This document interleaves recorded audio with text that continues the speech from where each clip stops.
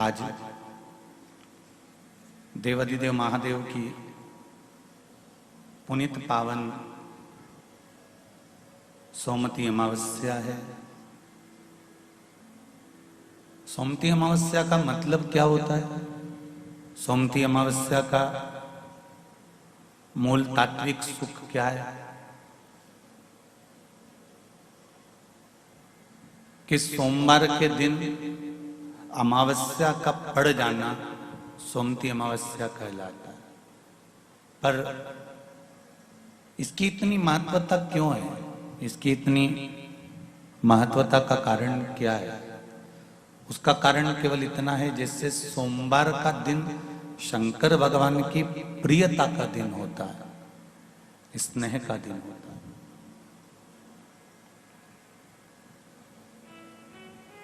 शंकर भगवान की पूजन केवल न मंगलवार को शिव जी की आराधना, न बुधवार को शिव जी की आराधना, न गुरुवार को शिव जी की आराधना। कोई अगर बताएगा तो आपको यही कहेगा कि सोमवार के दिन शंकर भगवान की आराधना करना चाहिए। क्यों? किस लिए? क्या कारण है?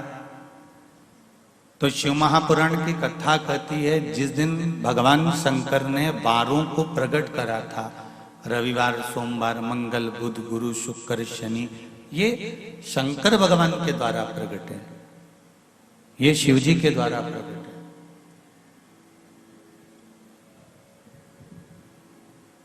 है। इनकी जो प्रागट्यता है, इनका जो प्रागट्य है, वो शंकर जी के द्वारा।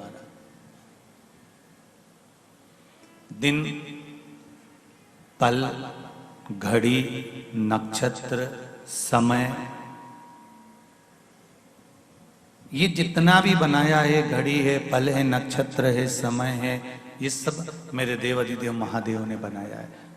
आपको लगता हो कि श्योर वाले महाराज बोल रहे हैं, हो सकता है कि वो अपने मन से बोल रहे हो, तो गीता प्रेस गोरखपुर की शिव महापुराण की कथा, शिव महापुराण गीता प्रेस गोरखपुर की हिंदी की आप अपने घर पर ले आना और उसकी विदेश्वर संहिता को पढ़ना प्रारंभ करना, तो आपको मालूम पड़ जाएगा कि वार बनाने वाला भी शंकर भगवान है, तिथि बनाने वाले भी शंकर भगवान है, नक्षत्र बनाने वाले भी शंकर भगवान है, पल बनाने वाले भी शंकर भगवान है, घड़ी बनाने वाले भी शंकर भगवान।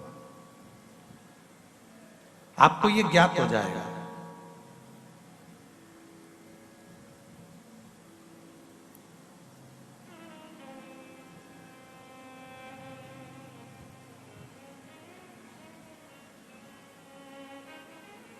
सब कुछ उसी का बनाया हुआ है।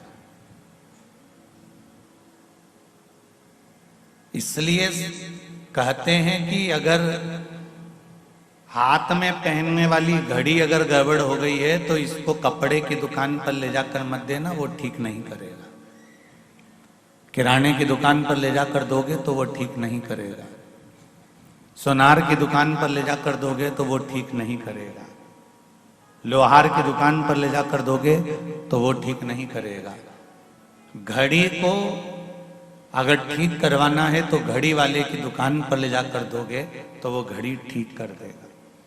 थोड़ा समय लेगा, 5 दिन, 7 दिन, 8 दिन थोड़ा लग जाएगा, पर घड़ी वाले की दुकान पर ले जाकर पटकोगे तो घड़ी ठीक करेगा। फ्रिज वाले की दुकान पर फ्रिज ले जाकर रखोगे तो फ्रिज ठीक करेगा। एसी वाले की दुकान पर एसी ले जाकर रखोगे तो एसी ठीक करेगा। घड़ी की दुकान पर ही घड़ी ठीक हो सकती है। उसी तरह जैसे घड़ी की दुकान पर ही घड़ी ठीक होती है, तो ये समय, ये घड़ी, ये पल, ये नक्षत्र, ये समय, ये वर्ष, ये महीने, ये वार जिसने बनाए हैं वो है देवाधिदेव महादेव। अगर हमारा भी समय ठीक नहीं चल रहा हो तो शंकर जी के पास ले जाकर थोड़ी देर बैठ जाओ, ये घड़ी, ये समय, ये पल, ये नक्षत्र ठीक हो जाएंगे। थोड़ा शिव की आराधना में, थोड़ा शंकर भगवान की आराधना में इस घड़ी और इस पल को लगाने का प्रयास करिए।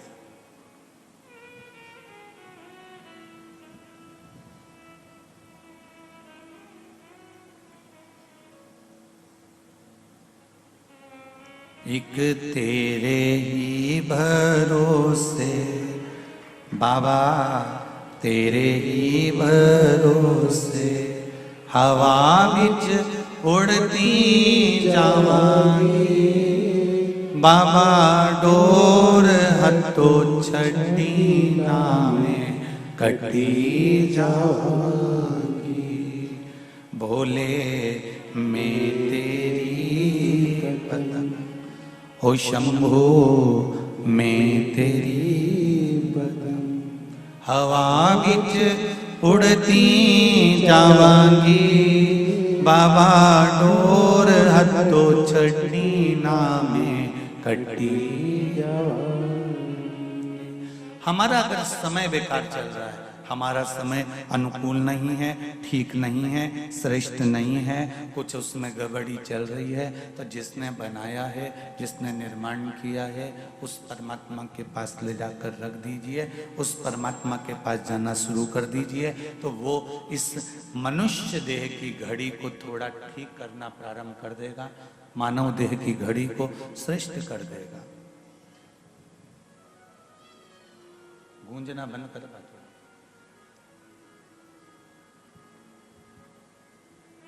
इस समय को श्रेष्ठ जगह पर लगाना चाहिए। ये सीधा हाथ है, ये उल्टा हाथ है। सब अच्छा काम कौन से हाथ से होना चाहिए? जम के बोलो जरा, सीधे हाथ से। तो इस उल्टे हाथ को बुरा नहीं लगता होगा कि बताओ मैंने कौन सा पाप किया? दान करो तो सीधे हाथ से, पूजन करो तो सीधे हाथ से, भोजन करो तो सीधे हाथ से, पुण्य कर्म करो तो सीधे हाथ से। तो मैंने ऐसा कौन सा बेकार काम कर दिया जो मेरा प्रयोग नहीं करते, मेरा उल्टा हाथ का प्रयोग नहीं करते? एक दिन उल्टे हाथ ने जाकर किसी सदगुरु से कहा, गुरुदेव मेरा प्रयोग क्यों नहीं होता, इस हाथ का उपयोग क्यों नहीं होता, मैं बड़ा दुखी हूं। तो इतने में गुरु जी ने कहा, तो चिंता मत कर, जब कोई सीधे हाथ से दान करे ना, तो तू उस हाथ को टच कर लेना, तो तेरा प्रयोग होना प्रारंभ हो जाएगा। बस इतना कर। जब अच्छा समय ना चले, जब श्रेष्ठ समय ना चले, जब श्रेष्ठ समय ना आए, तुम्हें ऐसा लग रहा हो कि श्रेष्ठता का समय नहीं चल रहा है, अच्छा समय नहीं चल रहा है, तो एक काम करना, जो अच्छा काम कर रहा हो, जो श्रेष्ठ काम कर रहा हो, जो भगवान की भक्ति में लगा हुआ हो, जो भगवान के स्मरण में लगा हुआ हो, बस उससे टच कर कर चलते रहना, तो हो सकता है कि हमारी जिंदगी भी अच्छी हो जाए।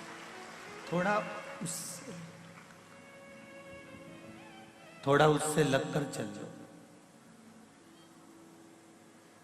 शंभू शंभू, थोड़ा उससे लगकर चलने का प्रयास करें।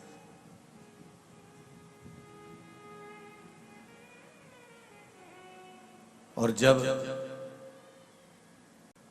किसी सत्कर्मी के साथ में, भजनावली के साथ में, कीर्तन करने वाले के साथ में, मंत्र जाप करने वाले के साथ में, स्मरण करने वाले के साथ में आप चलेंगे, तो जीवन की सार्थकता अपने आप बन जाएगी। आप उसके साथ चलो तो।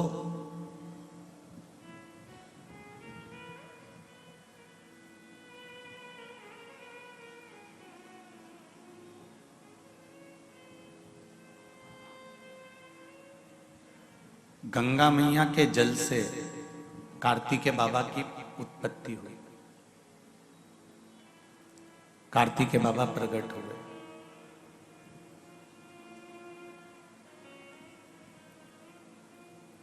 कार्तिकेय जी ने अपनी माता जी से पूछा कि मां, ये बताओ कि मेरे जन्म का कारण क्या है, क्यों जन्मा हूं मैं?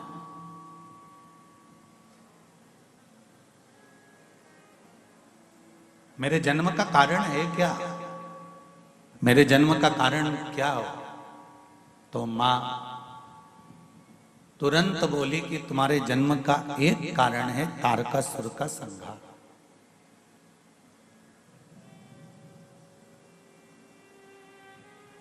मां एक असुर के संहार के लिए मेरा जन्म हुआ है क्या? मेरे जन्म का कारण केवल एक असुर का संहार ही है? केवल एक असुर का संहार? मां ने कहा तुम्हारे जन्म का कारण असुर का संहार तो मां, असुर का संहार तो पिताजी भी कर सकते थे, असुर का संहार तो कोई दूसरा भी कर सकता था, असुर का संहार तो कोई अन्य 33 कोटि देवता में कोई देवता आकर कर सकता था। फिर मां ये बताओ कि मेरे ही द्वारा इस असुर का संहार क्यों, किस लिए? मां कहती है कार्तिकेय, ये जो तारकासुर है ये शंकर भगवान का परम भक्त है। इसने मांगा भी तो क्या मांगा कि मैं किसी के द्वारा नहीं मरूं, अगर मरूं तो शिव जी के पुत्र के द्वारा मरूं।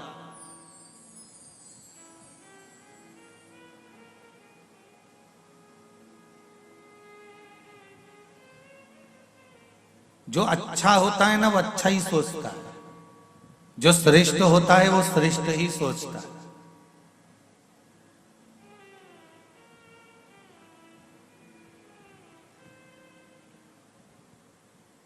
कई माताएं विचार कर कर बैठती हैं मेरे को बद्रीनाथ जाना है, मेरे को केदारनाथ जाना है। कब जाओगी? बस मेरे पोते की शादी हो जाए और पोता बहू आ जाएगी ना तो मैं उनको लेके जाऊंगी धुकाने के लिए। अब देखिए, अच्छा सोचा है ना उसने, अच्छा विचार किया है ना उसने, उसका विचार उसकी सोच अच्छी है इसलिए वो अच्छा सोच रहा है।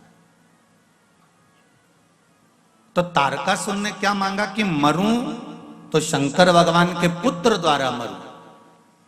तो माता पार्वती जी ने कार्तिकेय से कहा कि यह असुर जरूर है पर शंकर जी का भक्त है, शिव का उपासक है, शिव का भक्त है, शंकर की आराधना करता है, शिव की उपासना करता है और इसके मन में शिव जी के प्रति बड़ा भाव है, हृदय में बड़ा आनंद है शंकर जी के प्रति। इसलिए ये मांग रहा है कि भगवान शिव के पुत्र द्वारा मरूं, क्योंकि जो भगवान का भक्त होता है, जो जिससे लगा हुआ होता है, जिसके प्रति जिसका स्नेह होता है, उसको वो कभी दुखी नहीं देख सकता।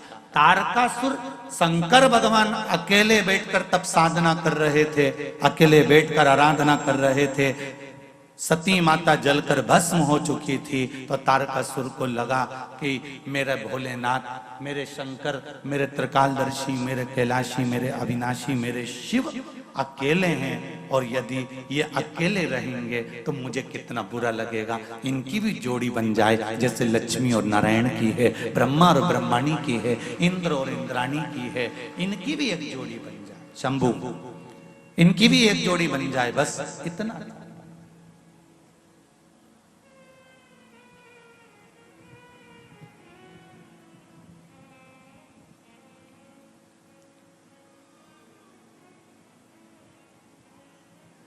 इसलिए मांगा क्या? मांगा केवल इतना कि शिव जी के पुत्र के द्वारा मेरे प्राण छूटे, भगवान शंकर के पुत्र द्वारा मेरे प्राण छूटे।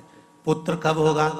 जब शंकर भगवान की समाधि हटेगी, तब साधना हटेगी और इनका मंगल विवाह होगा, और विवाह होगा तब जाकर इनका पुत्र होगा। एक बात आपसे कहना चाहेंगे, कभी शिव मंदिर में जल चढ़ाने का मौका मिले और आप शंकर जी के मंदिर में जल चढ़ाने के लिए जाएं, या बेलपत्र चढ़ाने के लिए जाएं, या शिव जी की आराधना करने के लिए जाएं,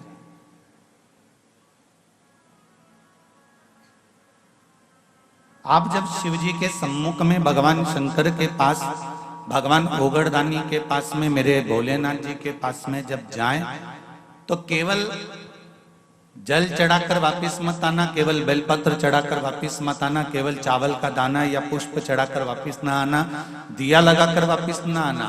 आते आते बाबा भोलेनाथ जी से ये भी पूछ कर आना, बाबा आप मंदिर में बैठे रहते हो, बहुत दिन हो गए आपको बैठे बैठे, चलो आज मैं आपको मेरे साथ लेकर चलती हूँ और मेरे घर तक लेकर चलती हूँ। भले शिवलिंग मंदिर में रहे पर भगवान की ज्योति उसके साथ जरूर जाती है।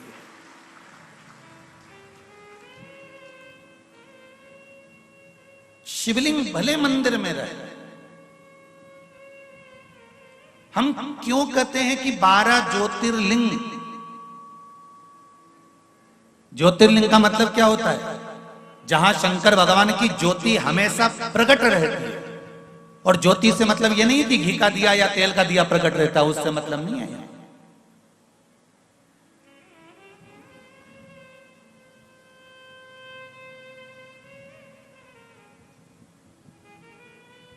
हम ज्योतिर्लिंग का मतलब क्या समझे?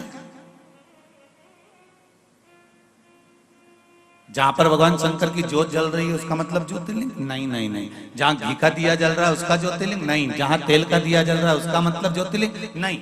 ज्योतिर्लिंग का मतलब होता है जहां पर शंकर पार्वती 24 घंटे उस भूमि पर, उस स्थान पर विद्यमान है।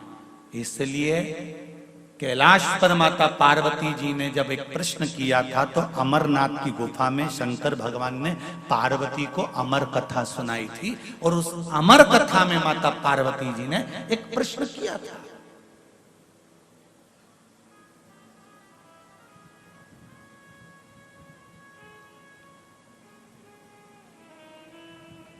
उस अमरनाथ की गुफा में माता पार्वती जी ने एक प्रश्न किया था, आप जिस स्थान पर विराजमान होते हो उस स्थान से आप कितनी देर के लिए ओझल होते हो, कितनी देर के लिए जाते हो? बहुत ध्यान से सुनना रे भाई। आप अगर 2 साल से 3 साल से 4 साल से 5 साल से 8 साल से अगर शिव महापुराण की कथा सुन रहे हो तो उसमें आज की कथा बड़ी विशेषता में ध्यान रखना। सोमती अमावस्या नवग्रह शिव महापुराण की कथा हैदराबाद बाहेती परिवार द्वारा जो हो रही है उस पर ध्यान दीजिएगा। और अगर सुनने से वंचित रह जाओ तो बाद में सुन लेना, पर सुनना जरूर कथा। आप कितनी देर, कितनी घड़ी, कितने पल, कितने क्षण, कितने समय आप किस जगह पर रहते हो, यह पार्वती जी ने अमरनाथ जी की गुफा में माता पार्वती ने शिव जी से प्रश्न किया, जिस समय पर अमर कथा बाबा देवाधिदेव महादेव माता पार्वती को सुना रहे थे।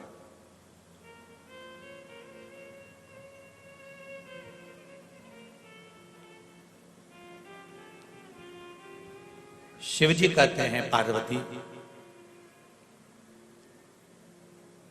जब सोमवार का दिन होता है, चंद्र का दिन होता है, जिस दिन मैंने चंद्र की काया को ठीक करा था,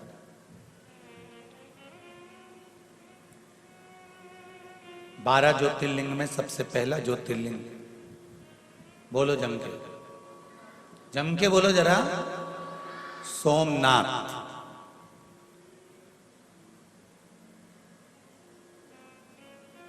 पहली गिनती में सोमनाथ जी को क्यों दिया गया?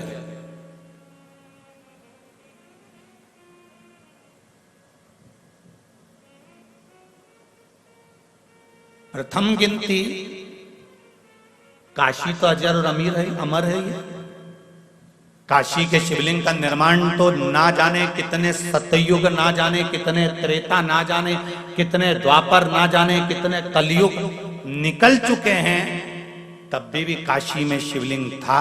शंकर काशी में थे और शंकर काशी में हैं और शंकर काशी में रहे। ना जाने कितने सतयुग, कितने त्रेता, कितने द्वापर और कितने कलयुग निकल गए, काशी में शिव है, था और रहेगा, ये निश्चित है।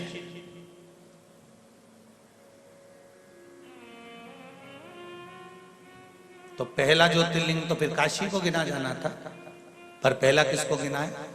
सोमनाथ जी को। कारण क्या है? भगवान शंकर कहते हैं कि चंद्र से मैंने जब वारों का निर्माण किया, सोमवार, मंगलवार, बुधवार, गुरुवार, शुक्रवार, शनिवार, ये मैंने जो बनाए हैं, इन वारों का मैंने जो निर्माण करा है नवग्रह के हिसाब से, उसमें प्रथम चंद्र को लिया है, चंद्र के बाद में उसके बाद मैंने सारे ग्रहों को लिया, क्योंकि एक ग्रह को मैं अगर संभाल लेता हूं तो बाकी के ग्रह अपने आप संभल जाते हैं। अगर घर का प्रथम बेटा अच्छा निकल जाए तो बाकी के बेटों को मार्ग वो बड़ा बेटा ही प्रदान कर देता है, बदल नहीं पाता।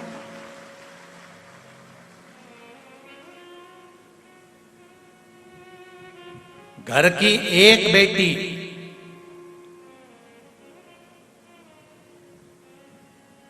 घर की अगर बड़ी बेटी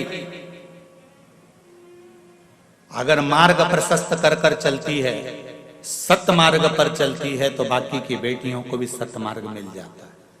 और यदि पहली बेटी ने ही सोच लिया कि मुझे तो उससे विवाह करना है, मुझे तो ऐसा करना है, तो बाकी की जो बेटियां हैं वो भी मार्ग से विभाजित हो जाती हैं।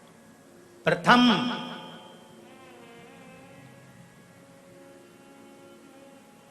थोड़ा सा बुरा जरूर लगेगा हैदराबाद वालों, पर एक बात कहना चाहूंगा, लोगों के पास में धन बढ़ते जा रहा है और शरीर से कपड़ा कम होते चले जा रहा है। थोड़ा बुरा जरूर लगेगा, आप हमको अगली बार बुलाओ ना बुलाओ ये आपकी मर्जी है, पर कहने में पीछे नहीं हटता। जब मध्य प्रदेश नहीं छोड़ता तो तेलंगाना काय को छोड़ूंगा।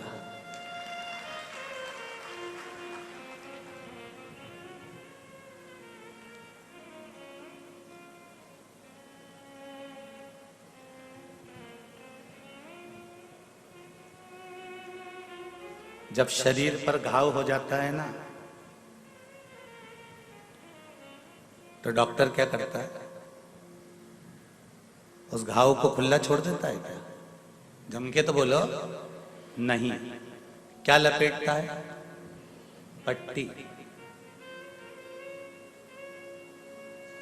पट्टी घाव को ठीक करने का काम करती है क्या? नहीं।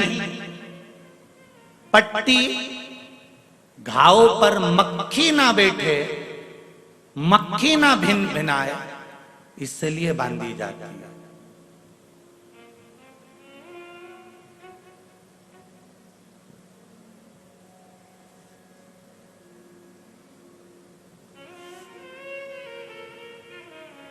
घाव पर पट्टी ना बांधे तो मक्खी भिनकती है, उसी तरह तन पर कपड़ा ना रहे तो ये दूसरी मक्खियां बहुत भिनकती हैं।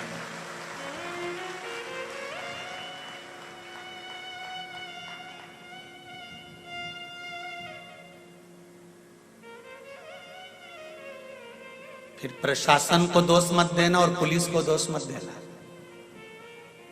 बचपन से सिखाया जा रहा है, स्कूल में भी फर्स्ट एड बॉक्स रखकर सिखाया जाता है, मेडिकल बॉक्स रखकर सिखाया जाता है, छोटे छोटे बच्चों को सिखाया जाता है कि लग जाए घाव तो पट्टी बांधना, पट्टी से शरीर अच्छा नहीं होगा, पर मक्खी भिन भिनाना बंद कर देगी। उसी तरह तन अगर ढककर रखोगे तो ये बाकी की मक्खियां भिन भिनाना बंद कर देगी, ये निश्चित है,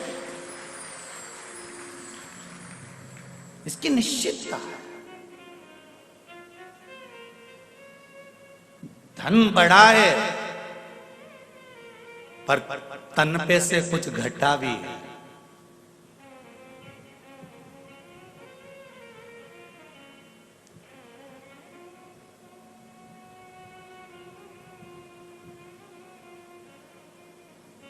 कुछ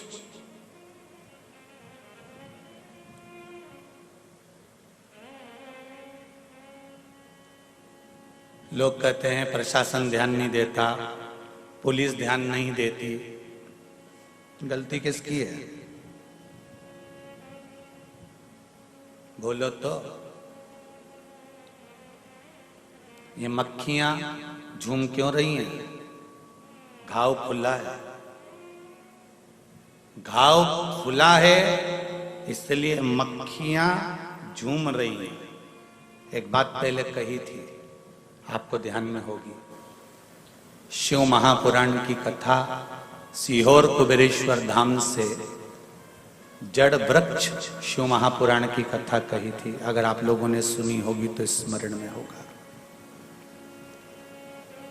तुलसी का पौधा लाओ और पौधे को ऐसे ही खुला छोड़ दो, उसमें मिट्टी मत डालो, तुलसी का पौधा पनपेगा?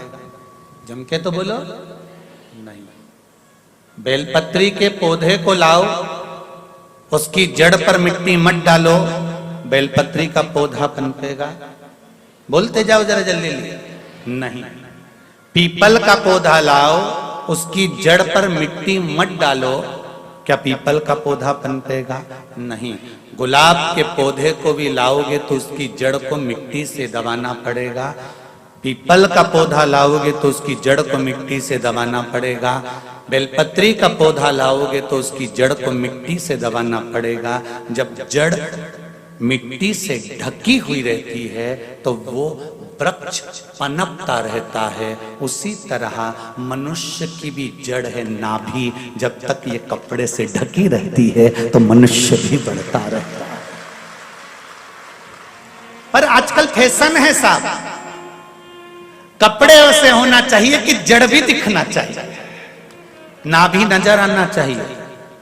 पर सनातन धर्म कहता है, मेरा सनातन धर्म वर्णन करता है कि पौधे की जड़ ढकी होती है तो पौधा तरक्की करता है। और जिस नहीं बोलूं, जिस मनुष्य की नारी की जड़ ढकी होती है वो नारी भी कुल की मर्यादा को आगे बढ़ा देती है। अब कितना कहें, समझने वाला व्यक्ति उतने में समझ सकता है, इससे ज्यादा क्या कहोगे?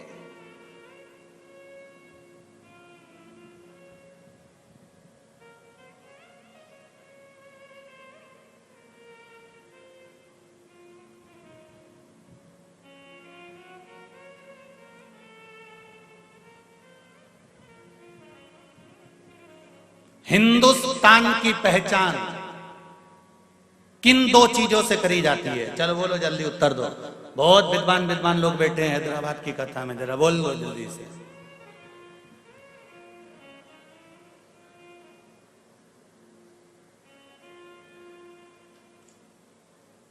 दो जो भैया माइक दो जरा, जी बोलने वाली है उनको दो जरा माइक को।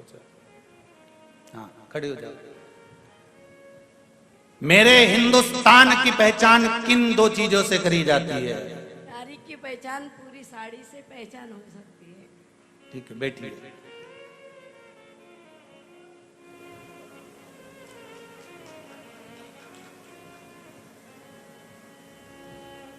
इधर दो माइक को, जी बोलने वाली। हाँ खड़े हो जाओ, हो जाओ खड़े जल्दी। देव देव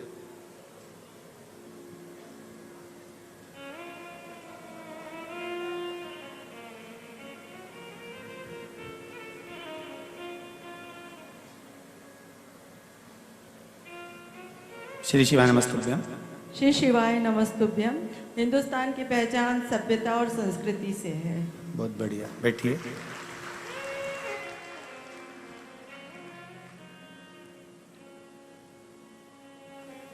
हिंदुस्तान की पहचान किन दो चीजों से करी जाती है? जिह्वा पर हिंदी और माथे पर बिंदी से करी जाती है।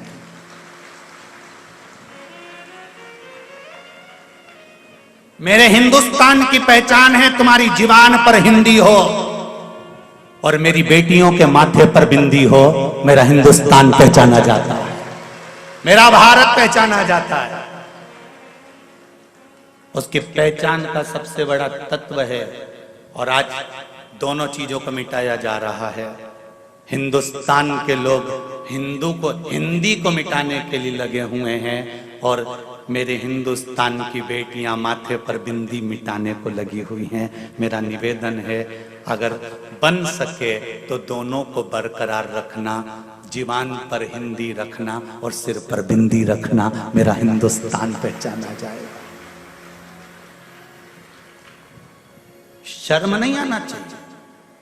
वो विदेश से आई हुई इस्कॉन मंदिर की बेटियां लंबा तिलक लगाती हैं, तन पर साड़ी पहनकर हरे राम राम राम हरे हरे गाती हैं, हरे कृष्णा कृष्णा कृष्णा हरे हरे गाती हैं।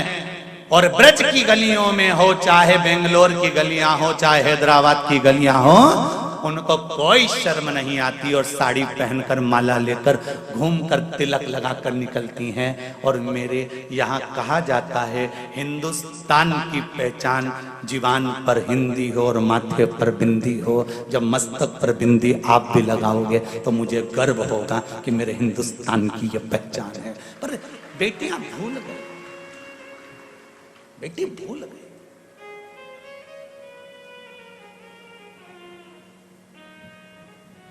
धन बढ़े तुम्हारे यहाँ, हम मना नहीं। हम तो इस व्यासपीठ से भगवान से कहना चाहेंगे कि आपको भगवान इतना धन दे, इतना धन दे, इतना धन दे कि तुम दोनों हाथों से, जैसे आज बाहेती परिवार शिव महापुराण की कथा करवा रहा है, बाबा से विनती करें हम तो कि आपको इतना दे कि आने वाले समय में आप भी हैदराबाद में शिव महापुराण की कथा करवा। भगवान इतना दे, पर निवेदन है, धन तो बढ़ रहा है पर तन पे से वस्त्र घट रहा है। ऐसा धन फिर किसी काम का नहीं जो तन के वस्त्र को कम कर दे। महाराज,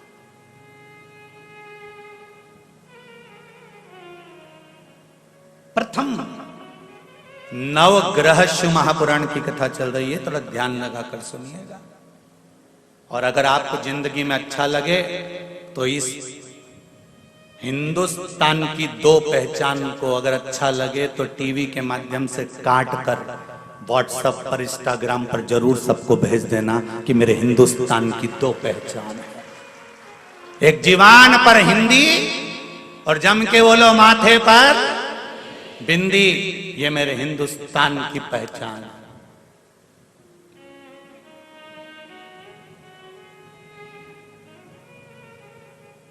जनमानस तक जाए।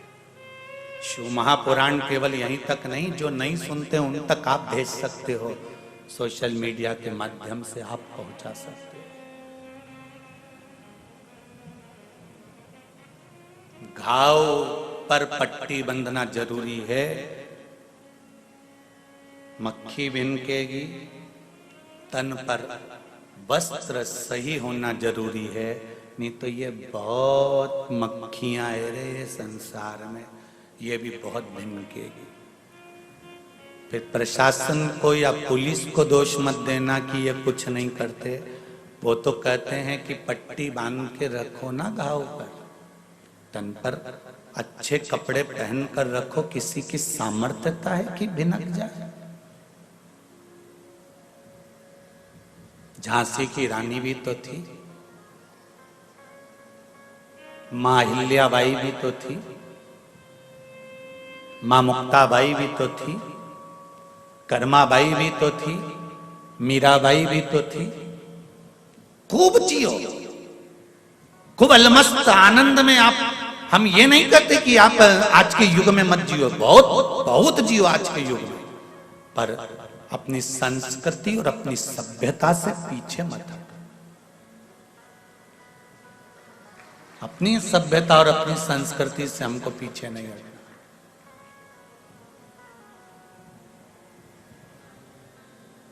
भगवान से हम तो ये कहो, रोज प्रतिदिन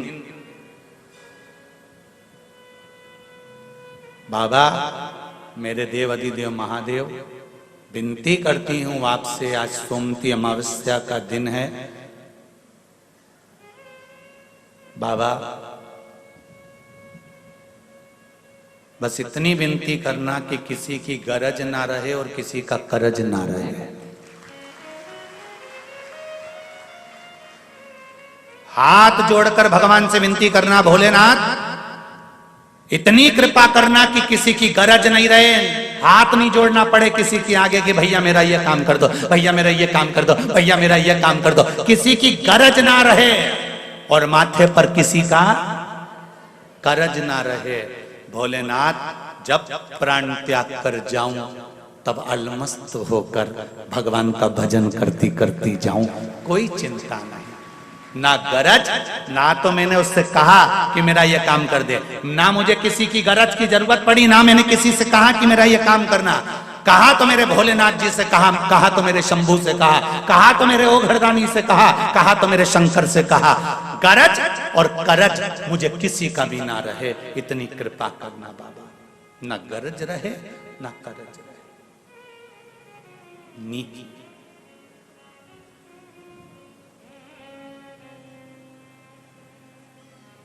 कितना भी धन जोड़ लो रे बाबा और कितना भी पैसा इकट्ठा कर लो, अंतिम समय में राम नाम सत्य ही चिल्लाएंगे। जो लेकर जाएंगे वो ये नहीं चिल्लाएंगे करोड़पति मरा है तो जम के चिल्लाओ हाय धन हाय धन हाय धन हाय धन, ऐसे चिल्लाता है कोई? अरे बोलो तो जम के। नहीं कोई चिल्लाता हो कि हाय धन हाय धन हाय धन। जो भी चिल्लाता है आखिरी में राम नाम सत्य ही चिल्लाता है, क्योंकि दुनिया को मालूम है अब तो इसका निधन हो गया तो धन किस काम का, अब क्या मतलब का। जब निधन ही हो गया तो धन की मूलता कहाँ रही। इसलिए हाय धन या धन धन धन धन कोई नहीं चिल्लाएगा, यहाँ तो लोग चिल्लाएंगे तो राम नाम सत्य है चिल्लाए।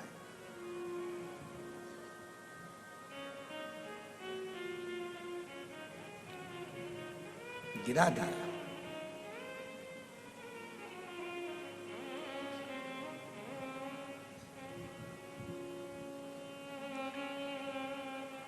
प्रथम चंद्रदेव को भगवान शंकर ने पार्वती से अमरनाथ जी की गुफा में कहा कि मैंने चंद्र को पहले साधा है, क्योंकि एक ग्रह अगर संभल जाता है तो पूरे 9 ग्रह अपने आप संभल जाते हैं। घर का प्रथम बेटा, घर की प्रथम बेटी अगर संस्कारवान निकल जाती है तो ये निश्चित है कि बाकी के बच्चे भी संस्कारवान निकल जाएंगे। प्रथम को संभाला है, प्रथम।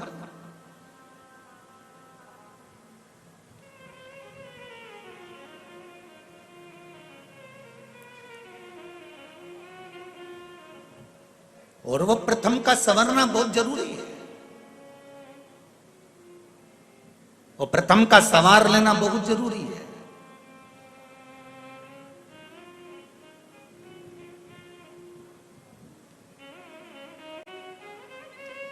हम लोग चिल्लाते हैं हम सुधरेंगे युग सुधरेगा, हम बदलेंगे युग बदलेगा। धर्म की, अरे बोलो तो, अधर्म का, प्राणियों में, विश्व का, गौ माता की जय। ये चिल्लाते चिल्लाते पूरी जिंदगी निकल गई। हम बदलेंगे युग बदलेगा। हमको देख कर दुनिया जीना चाहती है तो हम क्यों ना बदलें।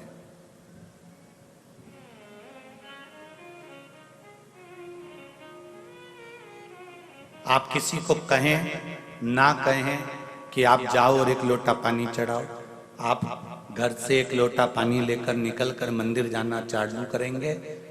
आपको देखकर दुनिया के नहीं, परिवार के नहीं तो मोहल्ले की कई माताएं आपके 1 लोटे को देखकर वो भी चालू कर देगी। ये निश्चित है, ये निश्चितता है। एक पत्र आया है, देखिए बड़ा सुंदर है।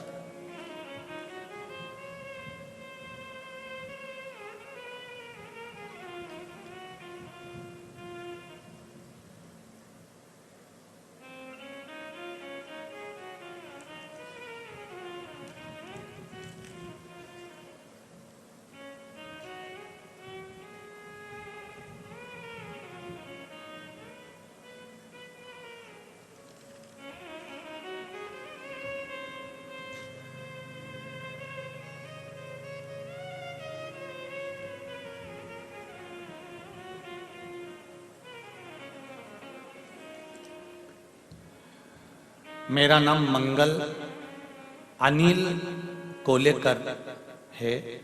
मैं सोलापुर से आई हूँ। कहीं बैठी हैं? कहीं बैठे हो तो हाथ जरूर हिलाइएगा। आप ही हैं, दोनों हाथ हिला दीजिए। हर हर महादेव।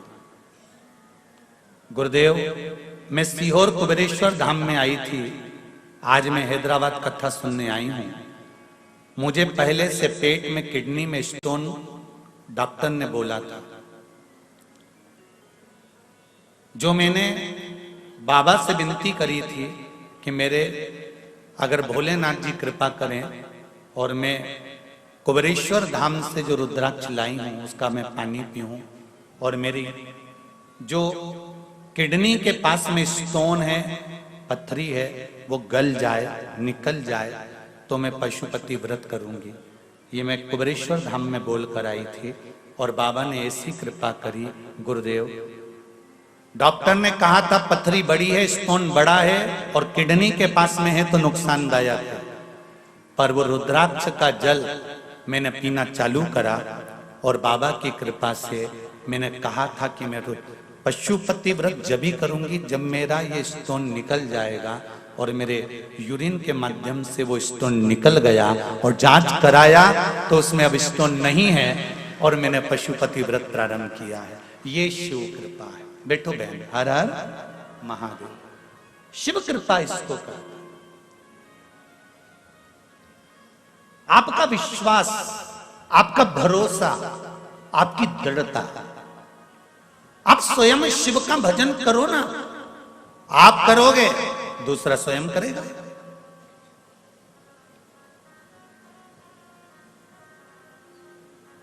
एक पत्र और है, देखिए।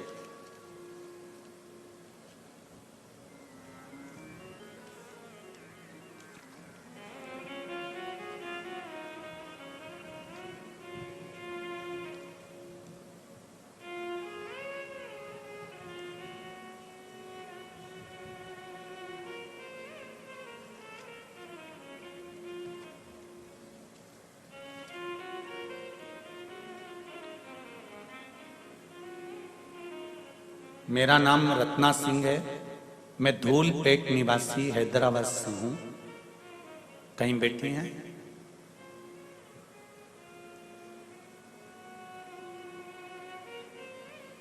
रत्ना सिंह, धूलपेट निवासी। मुझे 2 बेटे हैं और मुझे हमेशा से एक बेटी की इच्छा थी।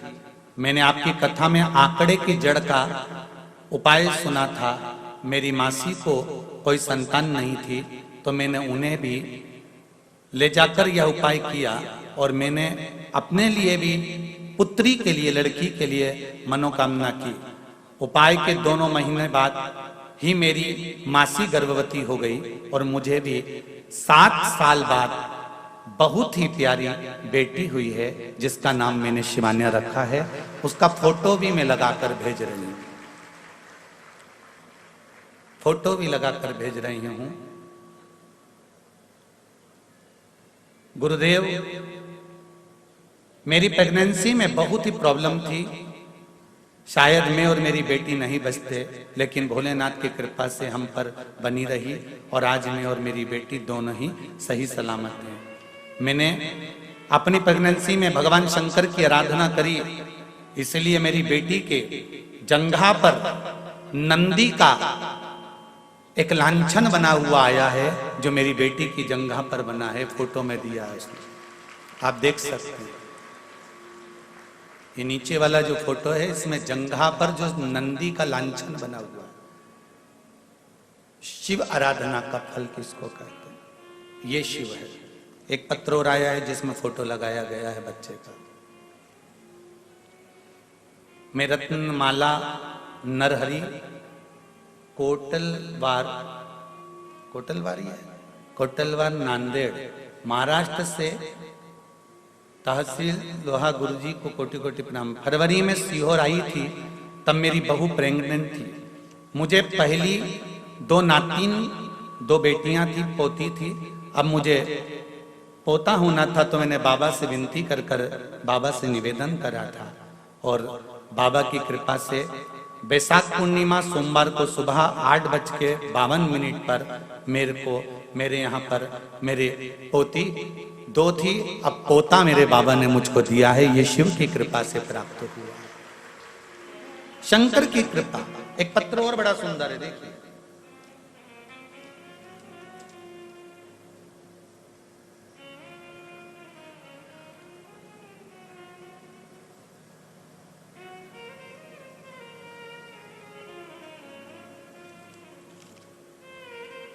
रजनीकांत भट्ट, बिटिया छवि वेदिका भट्ट, मंदसौर मध्य प्रदेश से आई हैं। आप हैं? श्री शिवाय नमस्तुभ्यम।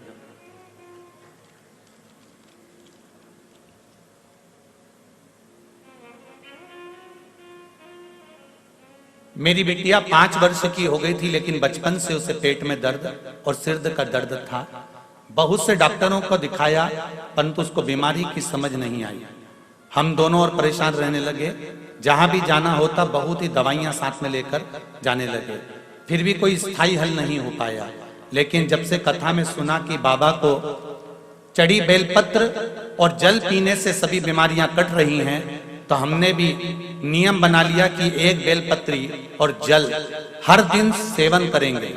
दुख धीरे धीरे कटने लगे और 2 माह पहले सियोर धाम से जो रुद्राक्ष प्राप्त किया, उसके जल को सिर्फ 2 दिन बाबा पर चढ़ाकर पिलाया।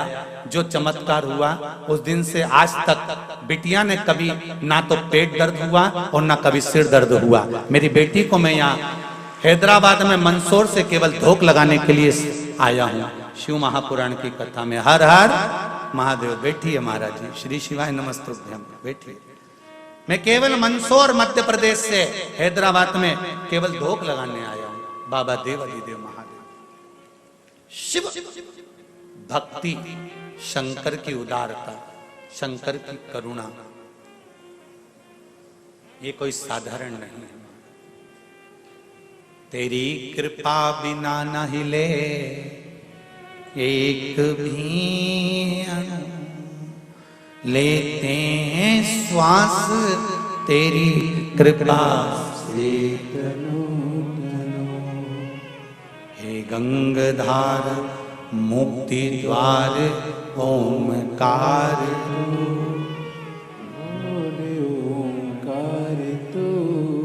आयो शरण तिहारी शंभु तार तार। शिव की आराधना से जो सुख मिलता है वो कहीं नहीं मिल सकता। सारी समस्या का हल एक लोटा जल। फिर दुनिया चाहे कितना भी विरोध करे, चाहे दुनिया कितने भी अपशब्द कहे, चाहे दुनिया कितना भी ताना दे। किसी को हार्ट अटैक भी आ गया, डॉक्टर अपना काम करेगा। तुम एक बार लोटा लेकर पानी लेकर शिव के मंदिर तो जाओ।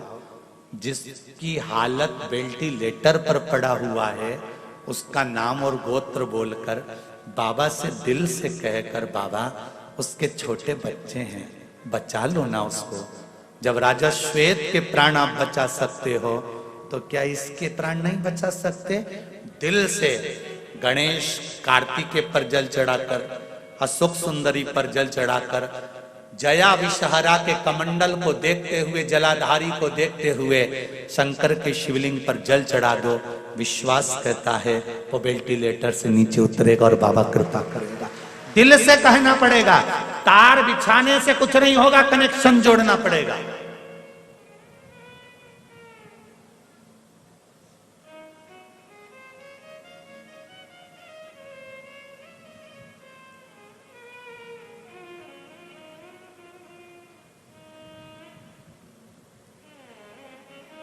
कनेक्शन जोड़कर चलना पड़ेगा। जैसे घर में बुजुर्गों के होने से बच्चों को चिंता नहीं रहती, बहुएं उठी मायके चली गई, बहुएं किटी पार्टी में चली गई, बहुएं यहां चली गई, बहुएं वहां चली गई। क्यों? जब तक घर में बूढ़ी माँ है, जब तक घर में बुजुर्ग हैं, तुम तुरंत उठ कर चले जाओगे। जिस दिन जिसके घर से बुजुर्ग चले जाते हैं, कहीं जाने के लिए 50 बार सोचना पड़ता है। घूमने भी जाना है तो एक गार्ड रखना पड़ता है कि जो घर की सेफ्टी रखे। वो तो फ्री फोकट के चौकीदार मिले हैं तुमको।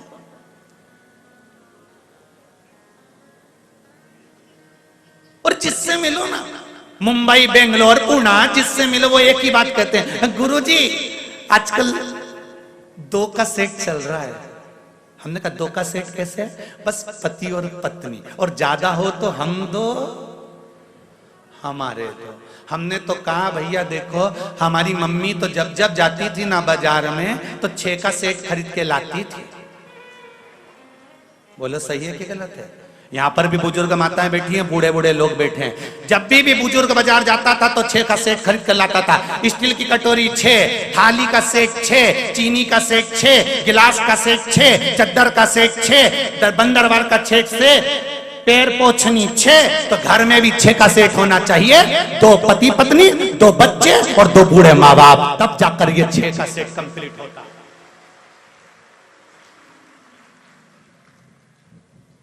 2 के सेट से और 4 के सेट से मेहमान ज्यादा आ जाएंगे तो खाना कैसे खिलाओगे जीजी? 2 कटोरी क्या दूसरे के यहां से मंगने जाओगी जीजी? कि 2 थाली दूसरे के यहां से मंग कर लाओगी? परिवार में 6 का सेट बनाना चालू करो कि 2 मेरे माता पिता, 2 हम। अब तो बोलो 2 छोरा छोरी, हो गया 6 का सेट पूरा। पहले की बुजुर्ग माता यहाँ बैठी हैं, बोलो तो जीजियो, तुम बुजुर्ग जितने बैठे हो सही ईमानदारी से बोलो, पहले कटोरी लेके आते थे, कितनी लाते थे?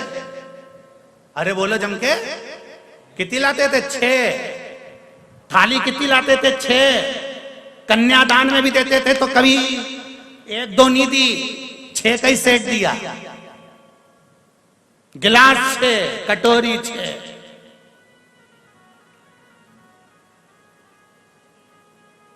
ना जाने किसने लाके छोड़ दिया। हम 2, हमारे 2। मेहमान ज्यादा आ जाए तो थाली धो, भाई वो खा ले, उसके बाद धो के दूसरे को दे। सीधी बात है, अगर मेहमान ज्यादा आ जाए तो फिर थाली धो के उसको दो। पर यहाँ तो शिव पुराण कह रही है, मेरा शंभू की कथा कह रही है, मेरे शंकर की कथा कह रही है। सेट पूरा रखो रे घर के अंदर, सेट पूरा होना चाहिए।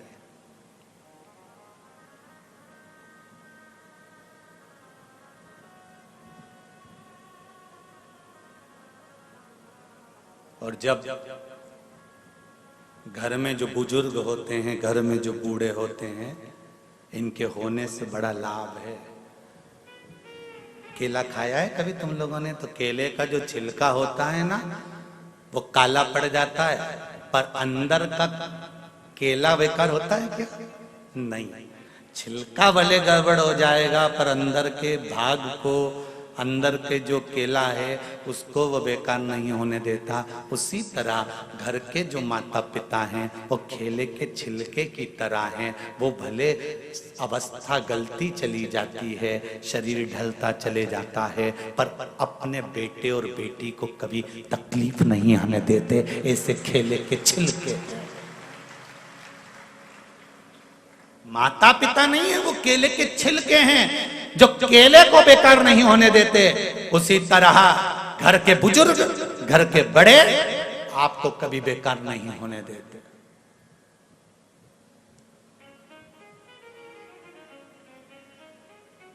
संभालने का कार्य करते हैं।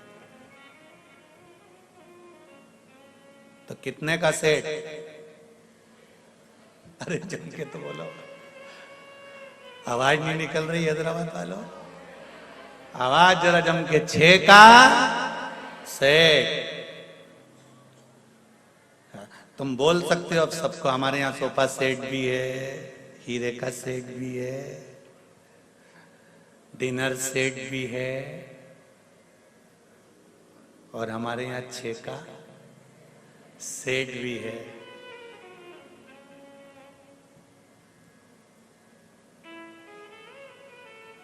नहीं तो आज का जमाना सोफा सेट भी है, डिनर सेट भी, हीरे का सेट भी है, सोने का सेट भी है, बस आदमी अब सेट है। जमाना बड़ा विचित्र है। सेट रखना है।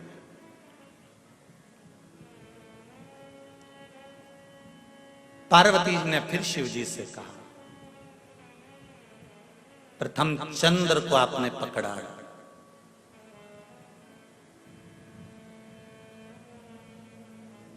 चंद्रदेव को आपने साधा है,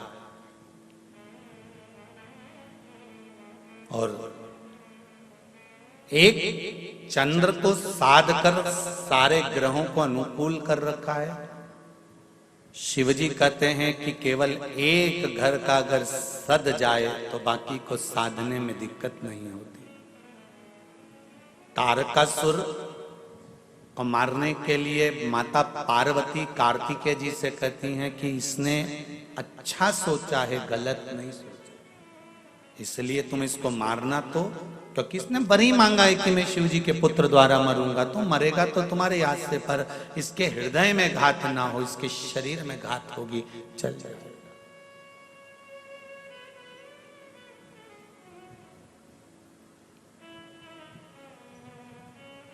इसके हृदय में घात ना हो, शरीर में घात होगी तो चल जाए। तारकासुर के प्राण छूटे, शरीर नीचे गिरा। तारकासुर के प्राण छूटते से ही तारका मुस्कुराया, और मुस्कुराने का कारण केवल एक ही था कि जिस शिव की आराधना मैंने जिंदगी में करी, वही शंकर के पुत्र ने मुझे शिव धाम पहुंचा दिया। इससे बढ़कर सुख और क्या चाहिए। जितने लोग आस्था चैनल पर कथा सुन रहे हैं, फेसबुक यूट्यूब पर कथा सुन रहे हैं और इस पावन प्रागण्य में कथा सुन रहे हैं, उनसे निवेदन करूंगा, बहुत भटक लिए थे अपन, सारी दुनिया में भटक रहे थे, किसको भजें किसको भजें, किससे कहें किससे ना कहें, ना जाने कितनी कितनी जगह पर जाकर सिर रगड़ा होगा, ना जाने कितनी जगह बाबा जोगियों के चक्कर में पड़ गए होंगे, ना जाने कितने प्रपंच में पड़ गए होंगे, पैसे पर पैसा बर्बाद कर दिया होगा। पर अब हमको किसी के चक्कर में नहीं पड़ना, हमको तो उसके चक्कर में पड़ना है कि जिसने स्वयं कह रखा है कि मेरा तो चक्कर भी मत लगाना। सारे देवताओं की परिक्रमा होती है, शंकर जी की होती है क्या? नहीं। शिव जी कहते हैं कि मेरे चक्कर में भी मत पड़ना, बस इतना याद रखना कि मैं जिस मस्ती में जीता हूं उस मस्ती में अपनी जिंदगी को जीना। कंठ में जहर है, मुख में राम का नाम है, सिर पर गंगा जी धरी है, पास में पार्वती गणेश कार्तिकेय सब बैठे हुए हैं। ऐसी मस्त जिंदगी जीना, कंठ में रखना दुख और तकलीफ को, उजागर मत करना। अपने दुख को किसी को कह दोगे ना, थोड़े दिन तक तो हाँ ठीक है, अब करेगा क्या जिसको कहोगे? किसी से अगर अपने दुख कह भी दिया तो करेगा क्या? तुम्हारे दुख को वो काट सकता है क्या? तो अपने कंठ तक दुख को रखो और इनको मत कहो। संसार वालों को अपने दुख को कहना है तो मेरे देवाधिदेव महादेव से जाकर कहो कि मुझे दुख है, तू मुझे संभाल। अब कोई नहीं मेरा। भोलेनाथ दया करना, मैं तेरे भरोसे, मेरे बाबा दया करना, मैं तेरे भरोसे। उससे कहो, परिवार वालों से कहोगे अपना दुख थोड़े दिन सुनेंगे, इस कान से सुना इस कान से निकाल देंगे, कर तो रहे हैं, टेबलेट दे तो रहे हैं, डॉक्टर को दिखा तो रहे हैं, सारी तो जांच करवा ली, अब हम क्या करें, क्या हम मर जाएं? परिवार वालों से कहोगे तो एक ही बात कहेंगे, हमने सब तो कर रहे हैं, आगे बढ़कर तुम्हारी बहु सेवा कर रही है, आगे बढ़कर तुम्हारे लिए रोज डॉक्टर आ रहा है, इंजेक्शन लगा कर जा रहा है, ये कर रहे हैं, जांचें करा रहे हैं, ये कर रहे हैं, वो कर रहे हैं। घर के लोग तो तुमसे इतना ही कहेंगे कि हम सब कुछ कर रहे हैं। तो अब घर के लोगों से कहकर देख लिया ना तुमने अपना दुख, अपनी तकलीफ, अपना कष्ट। अब एक बार मेरे बाबा से कहकर देखना, देवाधिदेव महादेव से कहकर देखना, शंभु ओघड़दानी त्रिकालदर्शी कैलाशी, हे मेरे बाबा विश्वनाथ, विश्व का भरण पोषण करने वाले हे शंभु, आज मेरे हृदय में ये दुख है, किससे कहूं? एक तू ही तो है, किससे कहे? अब उससे बोल कर देते।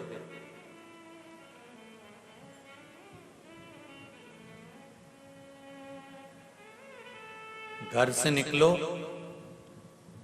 तो श्री शिवाय नमस्तुभ्यम या पंचाक्षर नमः शिवाय या षडाक्षर ओम नमः शिवाय या द्वादशाक्षर ओम नमो भगवते वासुदेवाय या 2.5 अक्षर का कृष्ण या 2 अक्षर का राम कहते हुए निकलो।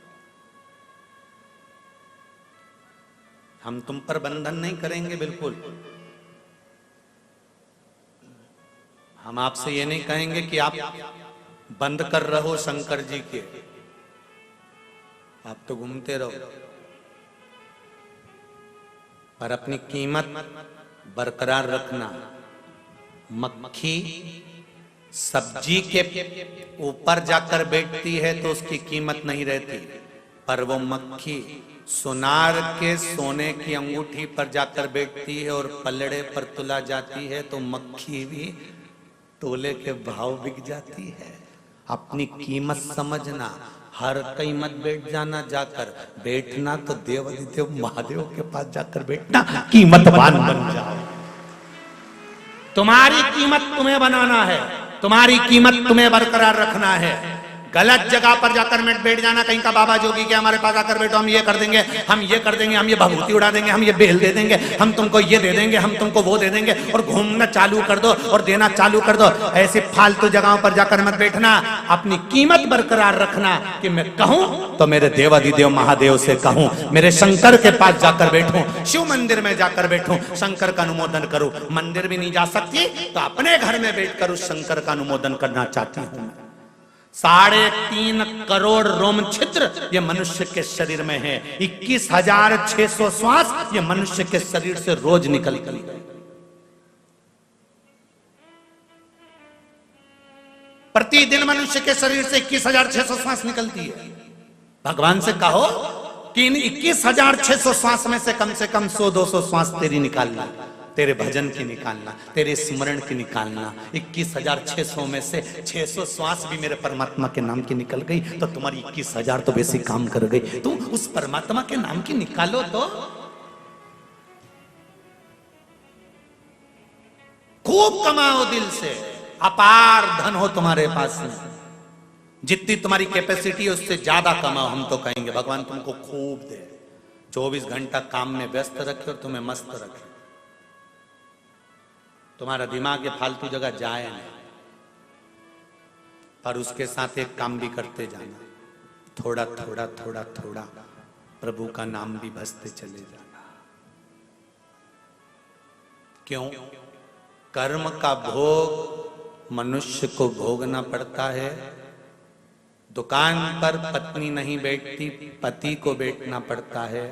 नौकरी पति को करना पड़ती है, सर्विस पति को करना पड़ती है, परिवार को पति को चलाना पड़ता है। इसलिए पति को नौकरी में भी झूठ बोलना पड़ता है तो व्यापार में भी झूठ बोलना पड़ता है। बेईमानी पति को नौकरी में भी करना पड़ती है तो व्यापार में भी करना पड़ती है। पति को परिवार चलाने के लिए कपट व्यापार में भी करना पड़ता है तो नौकरी में भी करना पड़ता है। परिवार चलाने के लिए पति को छल नौकरी में भी करना पड़ता है तो व्यापार में भी करना पड़ता है।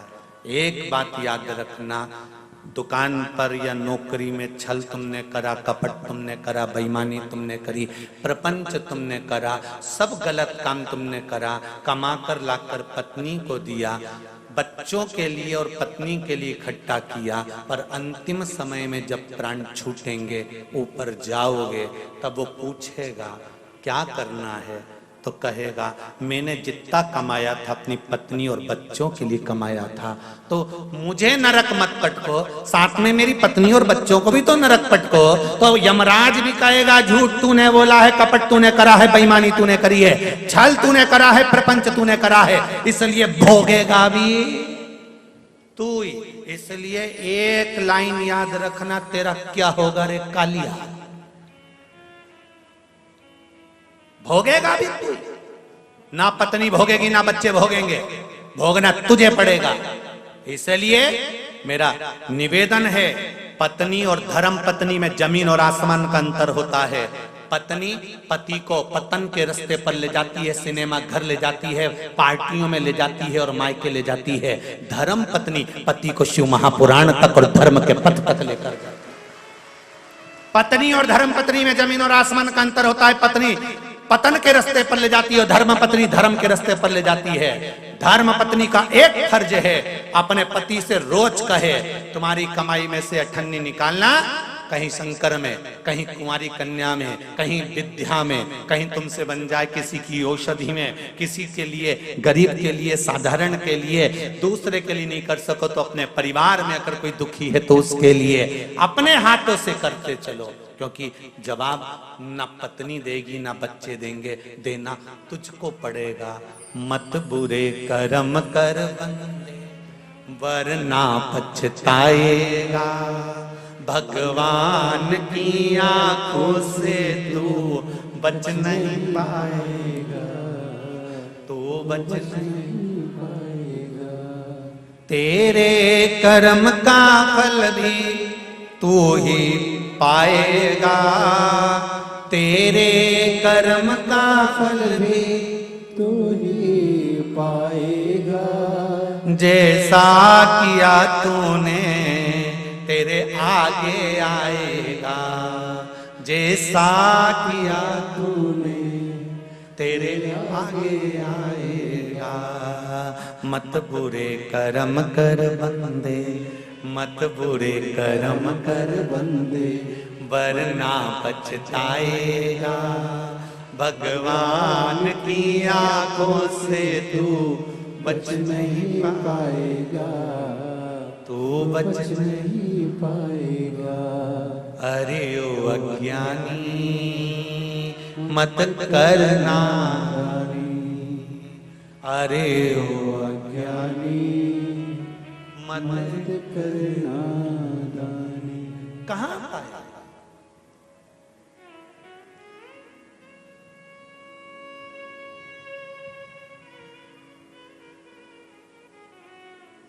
कैसे मिलेगा? ये एकादशी क्यों आती है? प्रदोष क्यों आती है? हर महीने शिवरात्रि क्यों आती है? हर महीने अमावस्या और पूर्णिमा क्यों आती है? तीज और त्योहार क्यों आते हैं? किस लिए आते हैं? क्यों बनाए गए? ये इसीलिए बनाए गए, अगर पूरे महीने आप दान नहीं कर सकते, पुण्य नहीं कर सकते, सत्कर्म नहीं कर सकते, तो ये तिथियां बना दी, एकादशी, प्रदोष, शिवरात्रि, सोमती, अमावस्या, पूर्णिमा की बन सके तो अपनी कमाई का कुछ अंश निकाल कर सत्कर्म में दान करना, पुण्य करना, कुछ अच्छा करना, भजन करना, कीर्तन करना, मंत्र जाप करना, नाम जाप करना बन सके तो इस दिन तो भगवान का भजन कर लेना। ये इसलिए बनाए।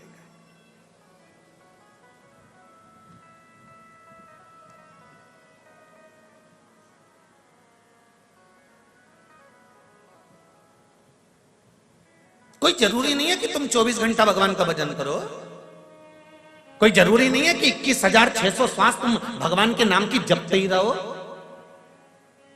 हम तो आपसे ये भी नहीं कहते कि तुम 24 घंटा भगवान का भजन करने बैठो, हमने कभी नहीं किया आपसे कि 24 घंटा भजन करो। हम तो इतना बोलते हैं, आदि में पुनि, आज पहले के संबंध और आज के संबंध को याद रखना। पहले के समय पर लड़का लड़की को केवल लड़की चाय की ट्रे लेकर आती थी, नीचे रखती थी, निगाह उठाकर देखती थी, लड़के ने लड़की को देख लिया, लड़की ने लड़के को देख लिया, संबंध पक्का हो गया। वो विवाह आज तक टिक रहा है, आज तक। ये जितने डोकरा डोकरी बैठे हैं नहीं, इनको देख लो, ये विवाह आज तक टिक रहा है। ना इन्होंने शादी के पहले ना लड़के को देखा था, ना लड़के ने लड़की को देखा था। ये जितने बैठे ना 80, 80, 70, 70, 60, 60, 65, 70 वाले, इनसे पूछो इनने देखा था क्या? नहीं। इनके माँ बाप पक्का करिया है, इन्होंने कहा लड़का लड़की को देखना है, तो ये चाय की ट्रे लेके आई, नीचे रखी, लड़के ने लड़की को देखा, लड़के ने लड़के को देख लिया, कोई बात नहीं, कोई स्माइल नहीं, कोई निगाह उठाकर बात नहीं, और लड़की चाय रखी चली गई। लड़के ने देख लिया लड़की को, लड़की ने लड़के को देख लिया, और विवाह पक्का हो गया। 7 जन्म तक निभने वाला वो संबंध पक्का हो गया, आज तक निभ रहा है। और एक आज के समय का विवाह, लड़का लड़की को दिखाओ, लड़की लड़के को दिखाओ, दोनों में बात पक्की हो जाए तो होटल लेके जाओ, होटल में इनको 1 घंटा पहले बिठाओ, ये इनके समझेगी, ये इनके समझेगा, समझने के बाद ब्याह पक्का हो जाए। 6 महीने तक तो मोबाइल पे बात चलती रहे, रात को 2-2, 3-3 बजे तक सोए नहीं। बेटे की माँ खुश, मारा छोरा, इधर बेटी की माँ खुश, मारी छोरी, ब्याह पक्का हो गया। 1 करोड़ रुपए शादी खर्चे में लगा दिए, मेहमान खाए पिए, डेंटिंग पेंटिंग करके वो जाए, और मालूम पड़े 6 महीने में तलाक हो जाए।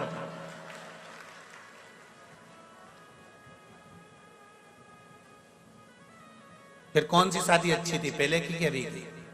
अरे नहीं बोलो तो जरा दिल से, फिर तो पहले की अच्छी थी।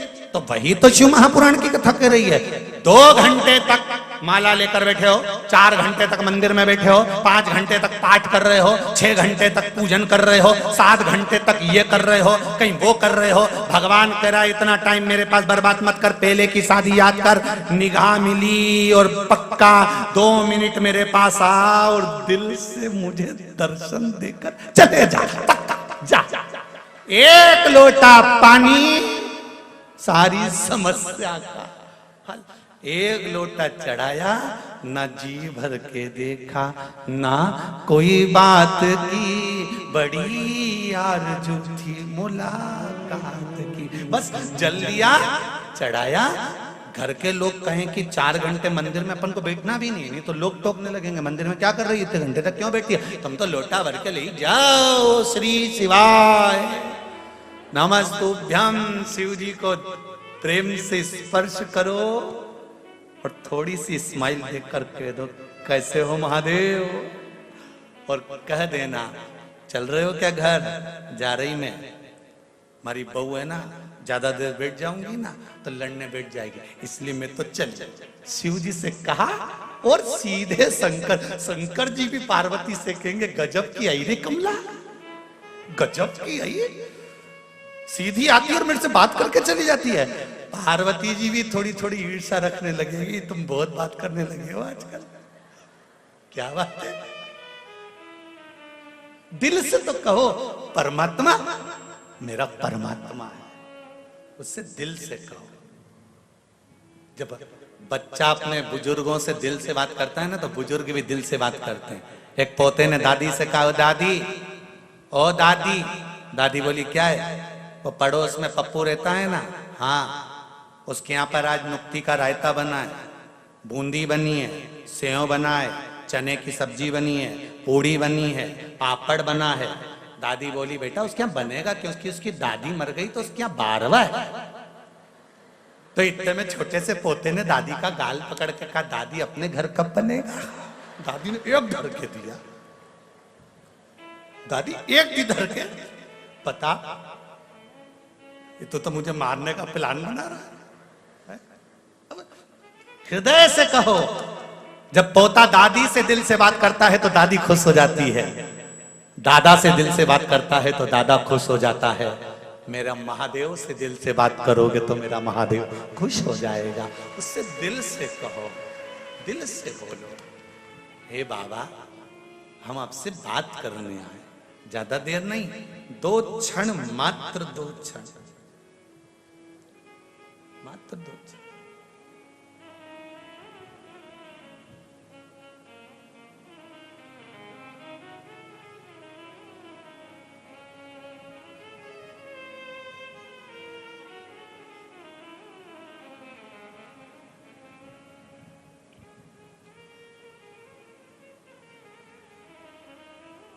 महाराज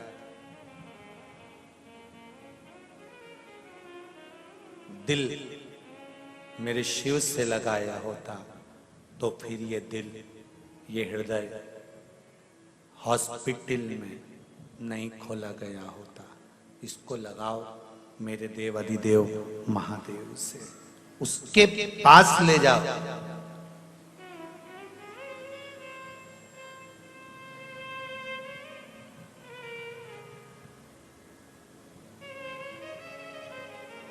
उसके नजदीक ले जाओ।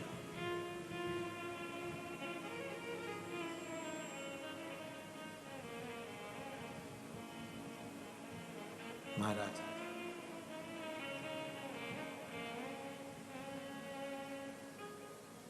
और जब ये मन, ये चित्त, ये हृदय शंभू से लग जाता है फिर भटकता नहीं है।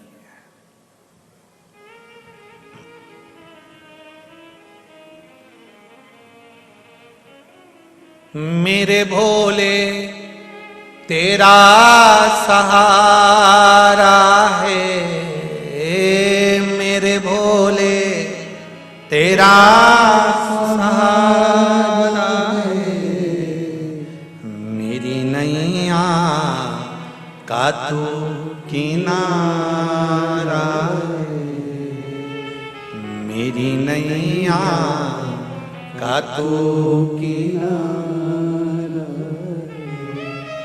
तेरे दर पर मेरा गुजारा है, तेरे दर पर मेरा गुजारा है, तेरे दर पर मेरा गुजारा है, तेरे दर पर मेरा गुजारा है, मेरी नैया का तू किनारा है, मेरी नैया का तू किनारा है, मेरे भोले तेरा सहारा है, मेरे भोले तेरा सहारा है, मेरी नैया का तू किनारा है, मेरी नैया का तू किनारा है। आज सोमती अमावस्या है। बाबा का मंत्र जाप, बाबा से विनय करते हुए कि बाबा मेरे कार्य सफल करना। शिव महापुराण की कथा आस्था चैनल के माध्यम से सुन रही हूँ, फेसबुक यूट्यूब के माध्यम से सुन रही हूँ, पंडाल में बैठकर सुन रही हूँ। मेरी कामना पूर्ण करना। श्री शिवाय नमस्तु, श्री शिवाय नमस्तु, श्री शिवाय नमस्तु, श्री शिवाय नमस्तु, श्री शिवाय नमस्तु। बाबा हृदय से कहा गया सुनते जरूर। तारकासुर के प्राण छूट गए। तारकासुर के 3 पुत्र हैं, तारकाक्ष, विदुन्माली और कमलाक्ष। 3 पुत्र।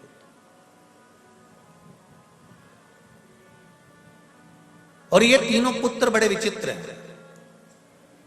इन्होंने भगवान से वर मांगा ब्रह्मा जी से कि हमारे प्राण न छूटे। ब्रह्मा जी बोले ऐसा हो नहीं सकता, मरना तो निश्चित है, मृत्यु निश्चित है, मरोगे तो सही। बिल्कुल निश्चितता है कि प्राण जाएंगे जरूर, प्राण जाएंगे जरूर, निश्चित।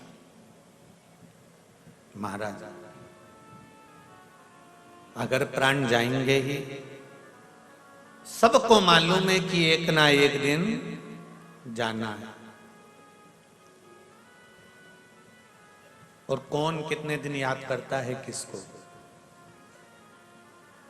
तेरा तेरा दिन याद करें क्यों रे मन सुमिरन क्यों नहीं करे। कितने दिन याद करेंगे? मात्र तेरा। उसके बाद बूंदी से खूब झरे क्यों रे नर सुमिरन क्यों नहीं करे। बाद में तो केवल मनुष्य खाएगा और कभी आपका गुण स्मरण नहीं गाएगा। केवल दिल से अगर याद किया है, दिल से उसका स्मरण किया है, तो वो दिल से सुन। एक पत्र है, देखिए।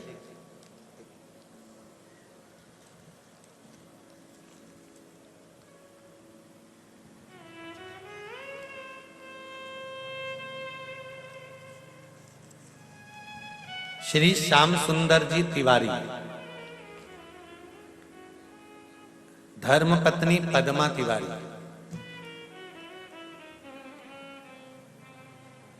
कोतापेट आर के पुरम। कहीं बैठे हैं? बैठे हो तो हाथ हिलाइएगा। आप ही हैं? हाथ हिलाओ जरा। हर हर महादेव। गुरुदेव, कल हमने कथा सुनी, आपने कहा था कि ये बेलपत्री जो है वो औषधि का कार्य करती है, शिव महापुराण पर चढ़ी। हम बाबा से कहकर गए कि हमारे पति को पथरी है और बहुत बड़ा स्टोन है, तकलीफ रहती है। डॉक्टर किडनी के पास में उस पथरी को बता रहे हैं।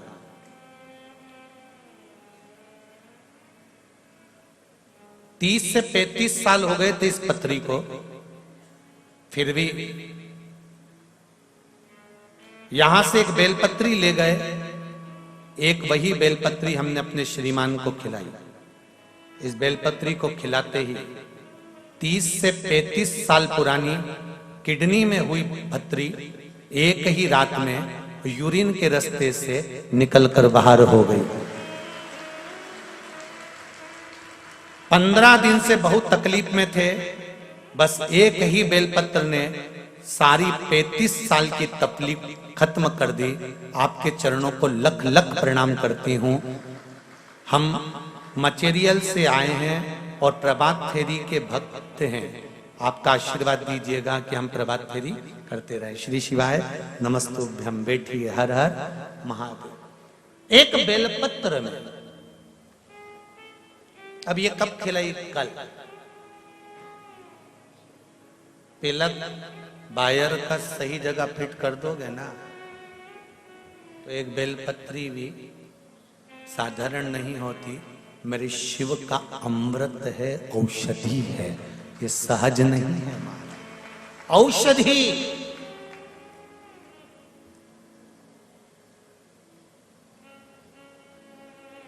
यहाँ हमारे पास में ना तो कोई बेल है, ना कोई भभूति है, ना हम लोग कुछ जानते हैं। हम तो केवल शिव महापुराण की कथा और इसका गुणगान जानते हैं। इससे ज्यादा एक पत्र और है, वो भी सुन लीजिए।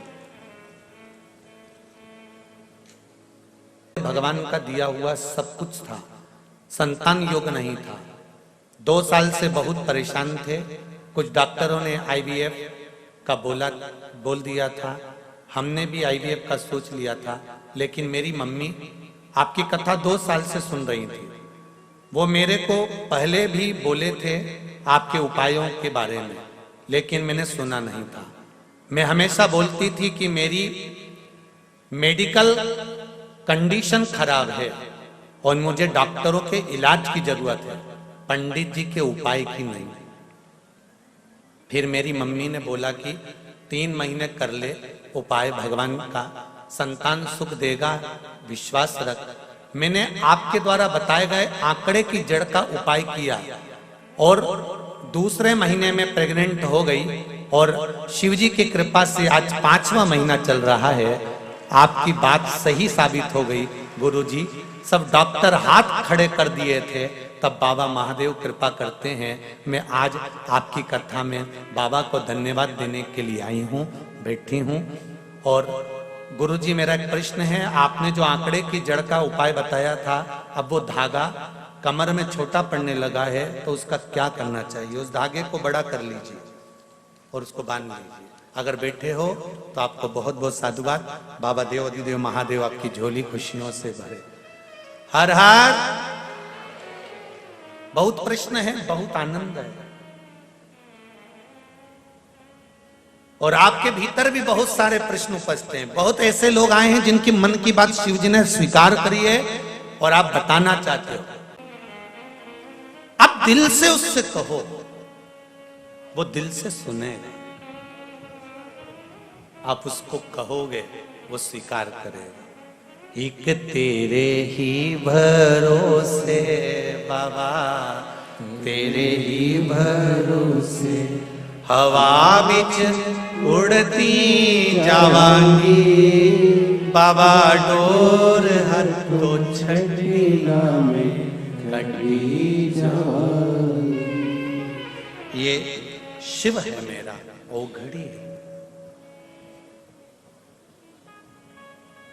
मेरे दिल। मैं फिर कहूंगा जीजियों, दिल से उसको एक बार याद करो। दिल से कह दो कि बाबा हमारा है और हम बाबा का। जितने लोग इस पंडाल में बैठकर कथा सुन रहे हैं, जितने आस्था पर सुन रहे हैं, जितने फेसबुक यूट्यूब पर सुन रहे हैं, दिल से बाबा को याद करते रहना, विश्वास मानकर चलना। जिस कामना से आपने ये 7 दिन की कथा सुनी है, अगली कथा 3 तारीख से सागर मध्य प्रदेश में चालू हो जाएगी 2 बजे से 5 बजे तक। आप में से भी कई लोग, आपकी कामना पूर्ण हो जाएगी तो वहां पहुंच जाओगे, ये विश्वास। पहले कहते थे कि 3 महीने में बाबा आपकी मुराद पूर्ण करेगा, पर इन पत्रों को देखकर जीजी ने कह दिया एक बेल पत्र कल खिलाई और आज आराम। अब तो मुझे लगता है बाबा तत्काल निर्णय करने के लिए बैठा। नहीं, ऐसा लगता था ना, पहले भगवान बही खाता लेकर बैठता था, हिसाब जोड़ता था, पाप कितने पुण्य कितने। मुझे तो लगता है भोलेनाथ भी लैपटॉप लेकर बैठते, हिसाब तुरंत जोड़ते। वो मेरा शिव है, मेरा ओघड़ी है।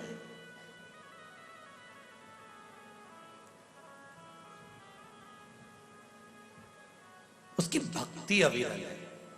महाराज तारकासुर मर गया। तारकासुर के 3 पुत्र, तारकाक्ष, विदुमाली, कमलाक्ष की 3, और ये तीनों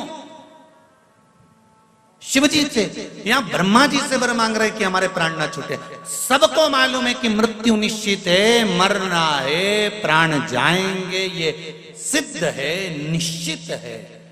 फिर भी मानव तो मानव है, मनुष्य का शरीर तो मनुष्य का है। पर इस मानव के शरीर द्वारा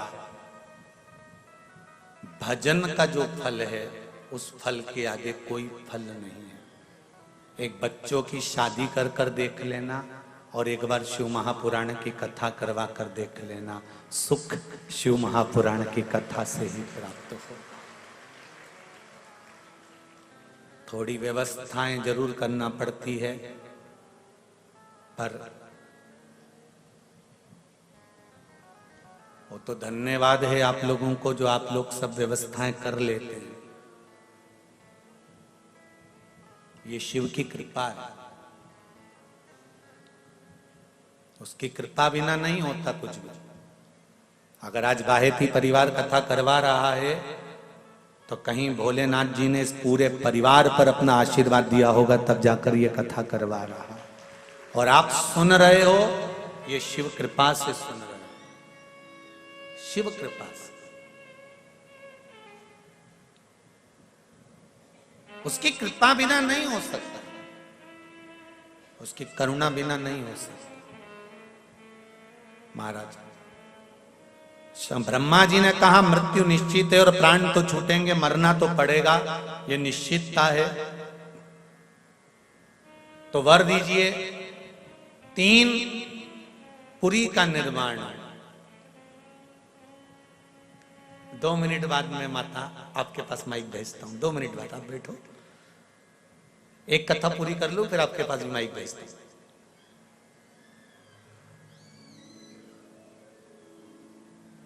तीन पुरी का निर्माण किया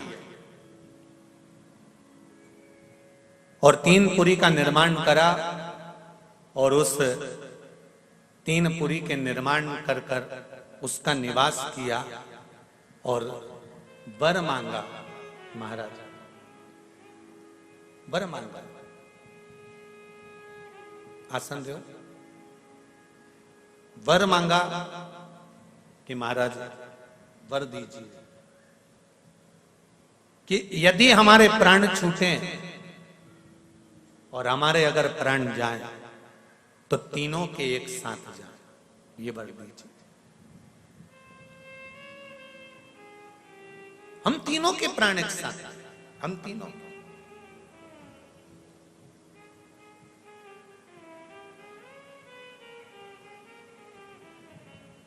महाराज तथास्तु ब्रह्मा जी ने कहा, सब जगह उपद्रव चालू हो गया। इन्होंने मंदिर देवालय सब तोड़ना प्रारंभ कर दिए। शिव जी के पास खबर गई कि ये तीनों उपद्रव कर रहे हैं। शंकर भगवान ने कहा, इनको मारने के लिए सारे 33 कोटि देवी देवताओं को पशु बनना पड़ेगा और मैं तुम्हारा पति बनूंगा, तब मैं तुमको दौड़ाऊंगा। आप इन तीनों की पुरी में प्रवेश करना, तारकाक्ष, विदुम्माली और कमलाक्ष को एकत्रित करना और इकट्ठा करोगे, मैं इनके प्राण हर लूंगा।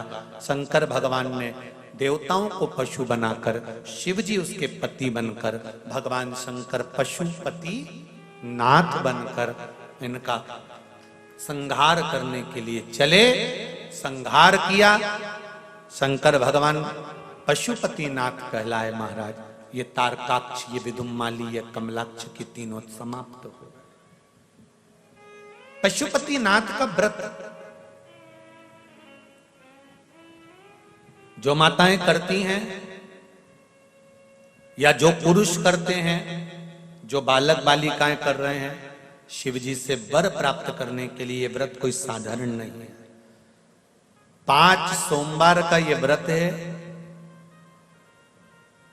पूजा की थाली पूरी तैयार कर कर उसमें अभिषेक का सामान रखकर सुबह के समय जाकर भगवान शंकर के मंदिर में पूजन अभिषेक करना, वापिस थाली को लेकर आना, रख देना। उसी थाली को वापिस लेकर जाना है। शाम के समय पर प्रसाद लेकर जाना है, कुछ मीठे का, 6 दिए लेकर जाना है, दीप घी के। मंदिर में पहुंचकर वही थाली धोना नहीं है, उसी थाली में रखी हुई सामग्री से पूजन करना। प्रसाद के 3 हिस्से कर देना है। 5 दीप मंदिर में शिव जी के सामने लगा देना है। 1 दिया वापिस लेकर आना है, उसको वहां पर प्रज्वलित नहीं करना, जलाना नहीं। प्रसाद के 3 हिस्से सामने रखकर 2 हिस्से मंदिर में छोड़कर 1 हिस्सा थाली में रखकर बाबा देवाधिदेव महादेव से प्रार्थना कर कर कि हे बाबा, आज से हमारा पशुपति व्रत प्रारंभ हुआ है, इस कामना से मैंने ये व्रत किया है, आप इसे स्वीकार करना। बाबा से विनय कर कर थाली लेकर वापिस आना। प्रसाद का 1 हिस्सा, 1 दीप वापिस लेकर आकर घर के दरवाजे के बाहर राइट हैंड में सीधे हाथ पर जो दिया लेकर आए उसको रखकर प्रज्वलित करना और प्रसाद का जो 1 हिस्सा लेकर आए हो उसको लेकर घर के अंदर प्रवेश करना। भोजन करने से पहले प्रसाद का जो हिस्सा लेकर आए हो उसको खाना, उसके बाद में फिर भोजन ग्रहण करना। जो प्रसाद लेकर आए हो उसमें से किसी को हिस्सा नहीं देना है, जिसका व्रत है उसी को पाना है। ये पशुपति व्रत है। इस व्रत के बीच में अगर कोई तिथि का व्रत, कोई आप चतुर्थी करते हो या छठ करते हो या तीज करते हो या सोमती अमावस्या पड़ गई, सोमती का व्रत करते हो, तो इस व्रत को उस दिन मत करना। फिर जो व्रत तुम करते हो, एकादशी का करते हो या प्रदोष का करते हो या सोमती का करते हो, तो उस व्रत को करो। ये व्रत अगले सोमवार कर लो। रजस्वला धर्म बीच में आ जाए तो व्रत करना, पूजन मत करना, परंतु वो इसमें गिनती में नहीं आएगा। जिस व्रत में आप मंदिर में जाकर पूजन करोगे वो व्रत पूर्ण होगा। 5वां व्रत रहे, उस 5वें व्रत में जाकर पूजन करो। शाम के समय एक श्रीफल 11 रुपए, बेलपत्री 108, या चावल का दाना 108, या मूंग का दाना 108, या पुष्प की पंखड़ी 108, जो भी 108 वस्तु आप भगवान शंकर को समर्पित कर सकते हो। पूजन करने के बाद श्रीफल और 11 रुपए रखकर 108 सामग्री शिव जी को समर्पित करो। पूजन करके वापस दिया और प्रसाद लेकर आओ। 5वां दिन पूरा व्रत पूर्ण हो जाए, 5वां बाबा से विनय कर आना, आज मेरा 5वां व्रत पूर्ण हुआ है, स्वीकार करना बाबा, और मेरा पशुपति व्रत सफल कर मेरी कामना पूर्ण करना। घर पर आना, दिया लगाना, घर में बैठकर प्रसाद पाना, भोजन करना। इस तरह से पशुपति व्रत किया जाता है। 5, छठा नहीं, केवल 5 तक। शिव से प्रार्थना,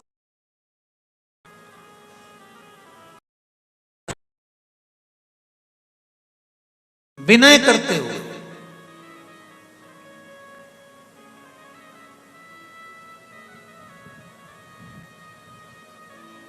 कौन कौन करता है यहाँ पे व्रत?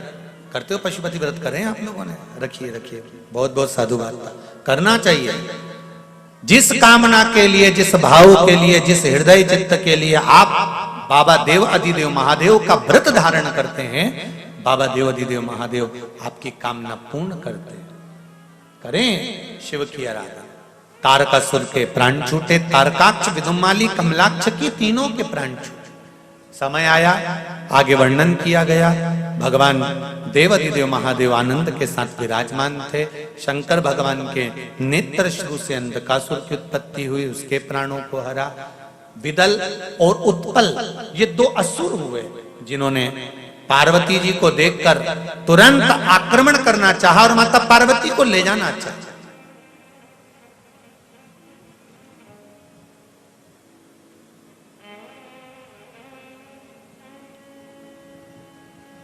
सुंदर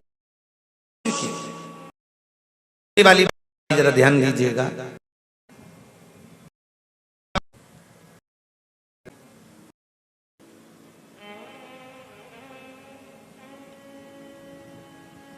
सुंदरता हो मनुष्य की, फिर वही वाली बात आ गई, जरा ध्यान दीजिएगा।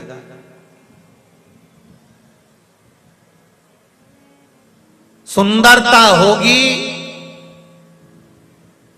तो लुच्चों की नजर तुम पर जरूर होगी। धन होगा तुम्हारे पास में तो चोर की नजर जरूर होगी। और अगर दिल में, हृदय में भगवान की भक्ति होगी तो मेरे भोलेनाथ की नजर जरूर, ये निश्चित है, पक्का।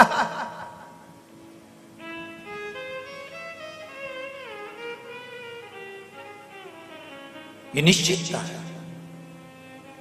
अगर हृदय में भक्ति है, भगवान के प्रति भाव जागृत है, शिव की आराधना आप कर रहे हैं, राम की आराधना, कृष्ण की आराधना, दत्त की आराधना, देवी की आराधना, जो आप कर रहे हैं, भगवान की आराधना में अगर डूबे हुए हो तो निश्चित है जिस परमात्मा की हम आराधना कर रहे हैं उस परमात्मा की दृष्टि हम पर है। विदल और उत्पल ने माता पार्वती जी पर ध्यान दिया। जैसे ही पार्वती जी पर ध्यान दिया, क्रोध आ गया पार्वती मैया को। माता पार्वती जी ने गणेश जी का शस्त्र पड़ा था, कुंदुक। कुंदुक देखा होगा आप लोगों ने, गणेश जी के हाथ में एक शस्त्र होता है एस जैसा, वो कुंदुक पार्वती जी ने उठाया और कुंदुक का प्रहार विदल और उत्पल पर कर दिया। विदल उत्पल पर जैसे ही करा, विदल उत्पल के प्राण छूटे। वो कुंदुक जाकर भगवान शंकर के चरणों में जाकर गिरा। चरणों में गिरते से शिव जी का नाम कुंदकेश्वर पड़ गया। क्या नाम पड़ा है? कुंदकेश्वर। कैंसर के मरीज हो, किडनी लीवर के मरीज हो, या कोई बहुत बड़ी बीमारी लग गई हो और औषधि दवाई काम ना कर रही हो, तो शिव महापुराण की कथा कहती है कि जिस दवाई को हम खा रहे हैं वो कुंदकेश्वर महादेव के नाम से खाना चालू कर दे। क्या नाम है? जम के बोलो जरा। कुंदकेश्वर। कुंदकेश्वर महादेव के नाम से उस दवाई को खाना चालू करें, वो दवाई औषधि अमृत का काम करना प्रारंभ करेगी और शरीर को लगना प्रारंभ हो जाएगा। ये कुंडकेश्वर महादेव का, जैसे आज सोमती अमावस्या है,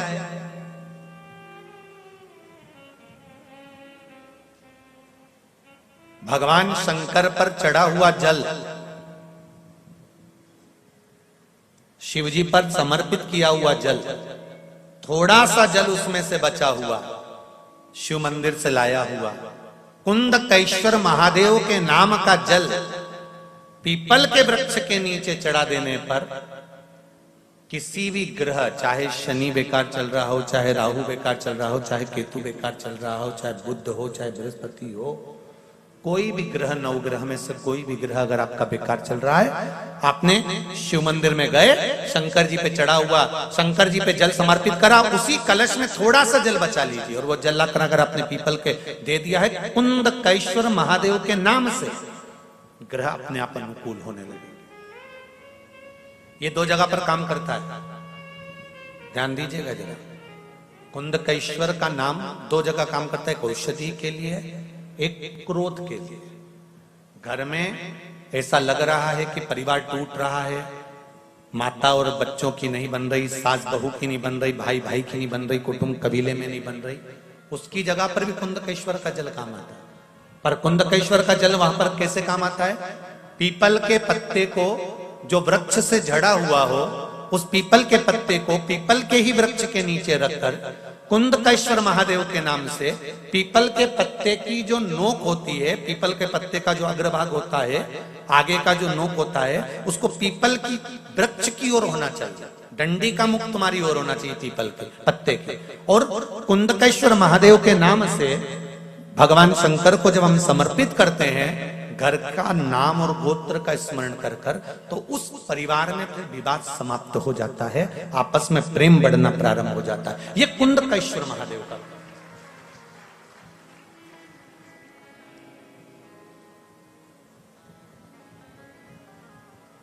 शिव भक्ति की ओर अग्रसर महाराज। श्री शिवाय नमस्तुभ्यं, श्री शिवाय नमस्तुभ्यं। शिव कथा कर रही है, मां जगतजननी जगदम्बा माता पार्वती ने स्मरण किया, भगवान शंकर को निवेदन किया और निवेदन कर कर नवग्रह शिव महापुराण का जो स्मरण अपन कर रहे हैं उसका एक आनंद। पीपल के वृक्ष की जड़ में कुंडकेश्वर महादेव के नाम से जल समर्पित कर कर सुख प्राप्ति का भाव दर्शन। आगे वर्णन किया महाराज। पार्वती जी ने शिवजी से कहा, प्रभु हे भोलेनाथ, हे त्रिकालदर्शी, हे कैलाशी, हे अविनाशी,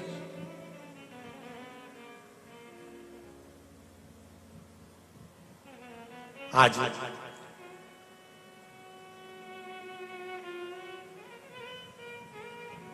दनु के पुत्र रंभ और करम, ये दोनों बड़े प्रबल हैं। इनके घर में संतान नहीं है। दोनों ने तप साधना पानी में जाकर करी, जल में बैठकर तप साधना करी। मगर आया, करम्ब को खा गया। रंभ को लगा कि मेरे भाई को मगर खा गया, अब मुझे यहां बैठकर तप नहीं करना है, तो भूमि पर बैठा, चारों तरफ से अग्नि लगाई, बीच में बैठकर तप करने लगा। भगवान ब्रह्मदेव ने कहा, मांगो तुम्हें क्या चाहिए? महाराज वर दीजिए कि मेरे घर में संतान नहीं, पुत्र नहीं, तो मुझे पुत्र प्राप्ति हो। भगवान ब्रह्मा जी ने वर दे दिया, तुम तपस्या कर कर उठकर जब जाओगे, जाते समय जिसको प्रेम से देख लोगे उसी से तुम्हारा पुत्र प्राप्त होगा। रंभ उठकर जब जाने लगा, जाते समय एक महिष, एक भैंस निकल कर जा रही थी और रंभ ने उस महिष को प्रेम से देख लिया। उस भैंस को,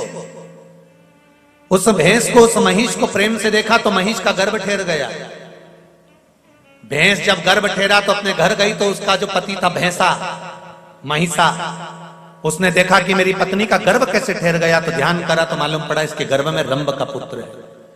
इसको क्रोध आया, महिषा दौड़ कर गया भैंसा और उसने जाकर रंभ को मार दिया।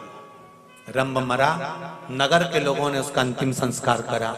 तो भैंस को लगा, महिष को लगा कि इसका पुत्र मेरे गर्भ में है, मैं इसकी पत्नी कहलाऊंगी, क्यों ना इसके साथ सती हो जाऊं। और महिष जलती हुई चिता में कूद गई। जैसे ही जलती हुई चिता में महिष कूदी, कूदते से ही उस भैंस का एक पुत्र उत्पन्न हो गया। धधकती हुई चिता की अग्नि में से बाहर निकला, उसका नाम महिषासुर हो गया। महिषासुर ने ब्रह्मा जी का वर प्राप्त करा कि मुझे वर दो, मैं किसी के हाथ से ना मरूं। ब्रह्मा जी ने कहा ऐसा नहीं हो सकता, मरना तो पड़ेगा, तो अगर वर दीजिए, अगर मरूं तो किसी स्त्री के हाथ से मरूं। तथास्तु कह दिया। महिषासुर ने चारों तरफ हाहाकार मचा दिया, कोई उसको मारने वाला नहीं था। तब देव अधिदेव महादेव के पास में जाकर निवेदन करा, आप कुछ करिए और इस महिषासुर को मार दीजिए। शिवजी ने कहा कि महिषासुर को तो स्त्री मारेगी, लक्ष्मी जी से जाकर कह दो लक्ष्मी जी मार दे। भगवान विष्णु ने कहा लक्ष्मी जी नहीं मार सकते। क्यों? क्योंकि लक्ष्मी जी में इतना बल नहीं कि वो महिषासुर को मार सके। क्यों? क्योंकि लक्ष्मी जी में जो बल था, माता लक्ष्मी ने अपने पति को श्राप देकर उस बल से मुक्त हो चुकी है। बल से मुक्त? हाँ, एक बार माता लक्ष्मी श्रृंगार कर रही थी और भगवान विष्णु का आगमन हो गया। और भगवान विष्णु का आगमन हुआ तो लक्ष्मी जी ने, भगवान विष्णु लक्ष्मी जी को देखकर मुस्कुरा दिए, हंस दिए। लक्ष्मी जी को क्रोध आ गया और क्रोध में आकर कहा, नारायण तुम मुझे देखकर हंसे हो? मैं तुम्हें श्राप देती हूं कि तुम्हारा सिर कट जाए और तुम्हें घोड़े का मुंह लग जाए, क्योंकि तुम घोड़े जैसे हंसे। भगवान विष्णु का हयग्रीव अवतार हुआ लक्ष्मी के इसी श्राप से, घोड़े का मुख लग गया। तो लक्ष्मी ने अपने पति जी से अपशब्द कह दिए थे, इसलिए इसमें बल नहीं है। तो सरस्वती से कहो वो महिषासुर को मार दे। सरस्वती में भी वो बल नहीं है कि वो महिषासुर को मार दे, क्योंकि एक बार ब्रह्मा जी यज्ञ कर रहे थे, उस यज्ञ में ब्राह्मण कह रहे थे जल्दी से सरस्वती को लेकर आओ, वीणा देवी को लेकर आओ। ब्रह्मा जी बार बार जाकर कहते वीणा चलो, सरस्वती चलो, सरस्वती चलो, देवी चलो, ब्रह्मणी चलो, पर सरस्वती देवी नहीं गई। ब्राह्मणों ने कहा यज्ञ का मुहूर्त निकल रहा है, ब्रह्मा जी कुछ तो करना पड़ेगा। ब्रह्मा जी ने कहा आपको जो करना है करो। तभी ब्राह्मणों ने गाय को खड़ा करा, गौ माता को खड़ा कर कर ब्राह्मण वेद की ध्वनि करने लगे। ब्राह्मण जब वेद की ध्वनि करने लगे, गाय को खड़ा कर कर जब वेद की ध्वनि करी, तो गौ माता के मुख से वेद माता गायत्री को प्रकट कर लिया। और ब्राह्मणों ने गाय को मुख से जब वेद माता गायत्री को प्रकट करा, उस गायत्री को प्रकट करके ब्रह्मा जी के पास में बिठा दिया। पास में बिठाकर यज्ञ प्रारंभ कर दिया। ब्रह्माणी ने आकर श्राप दे दिया, ब्रह्मदेव तुमने अपनी पत्नी का अपमान करा है, मैं तुम्हें श्राप देती हूं, पृथ्वी पर कहीं तुम्हारे मंदिर नहीं होंगे, कहीं तुम्हारे मंदिर नहीं होंगे, केवल जहां तुमने यज्ञ करा है पुष्कर में, बस यहीं छोड़कर। तो भगवान शंकर से कहा अब आप कुछ करिए। शिव जी ने पार्वती से कहा, पार्वती ने जाकर क्रोध कर कर महिषासुर का संहार कर दिया और माता का नाम महिषासुर मर्दनी हो गया। ये शिव कृपा, ये शिव कृपा। आया समय माता पार्वती जी ने भगवान शंकर से कहकर गणेश जी के मंगल विवाह का प्रस्ताव रखा। विश्वरूप जी की, विश्वरूपा जी की सुंदर दो पुत्रियां रिद्धि और सिद्धि के साथ श्री गणेश जी महाराज का मंगल विवाह हो रहा है। जोरदार ताली बजाकर गणेश जी के मंगल विवाह का स्मरण करेंगे। आप सभी के मन में कुछ कहने का भाव है तो कल की कथा में आप लोगों से श्रवण करेंगे।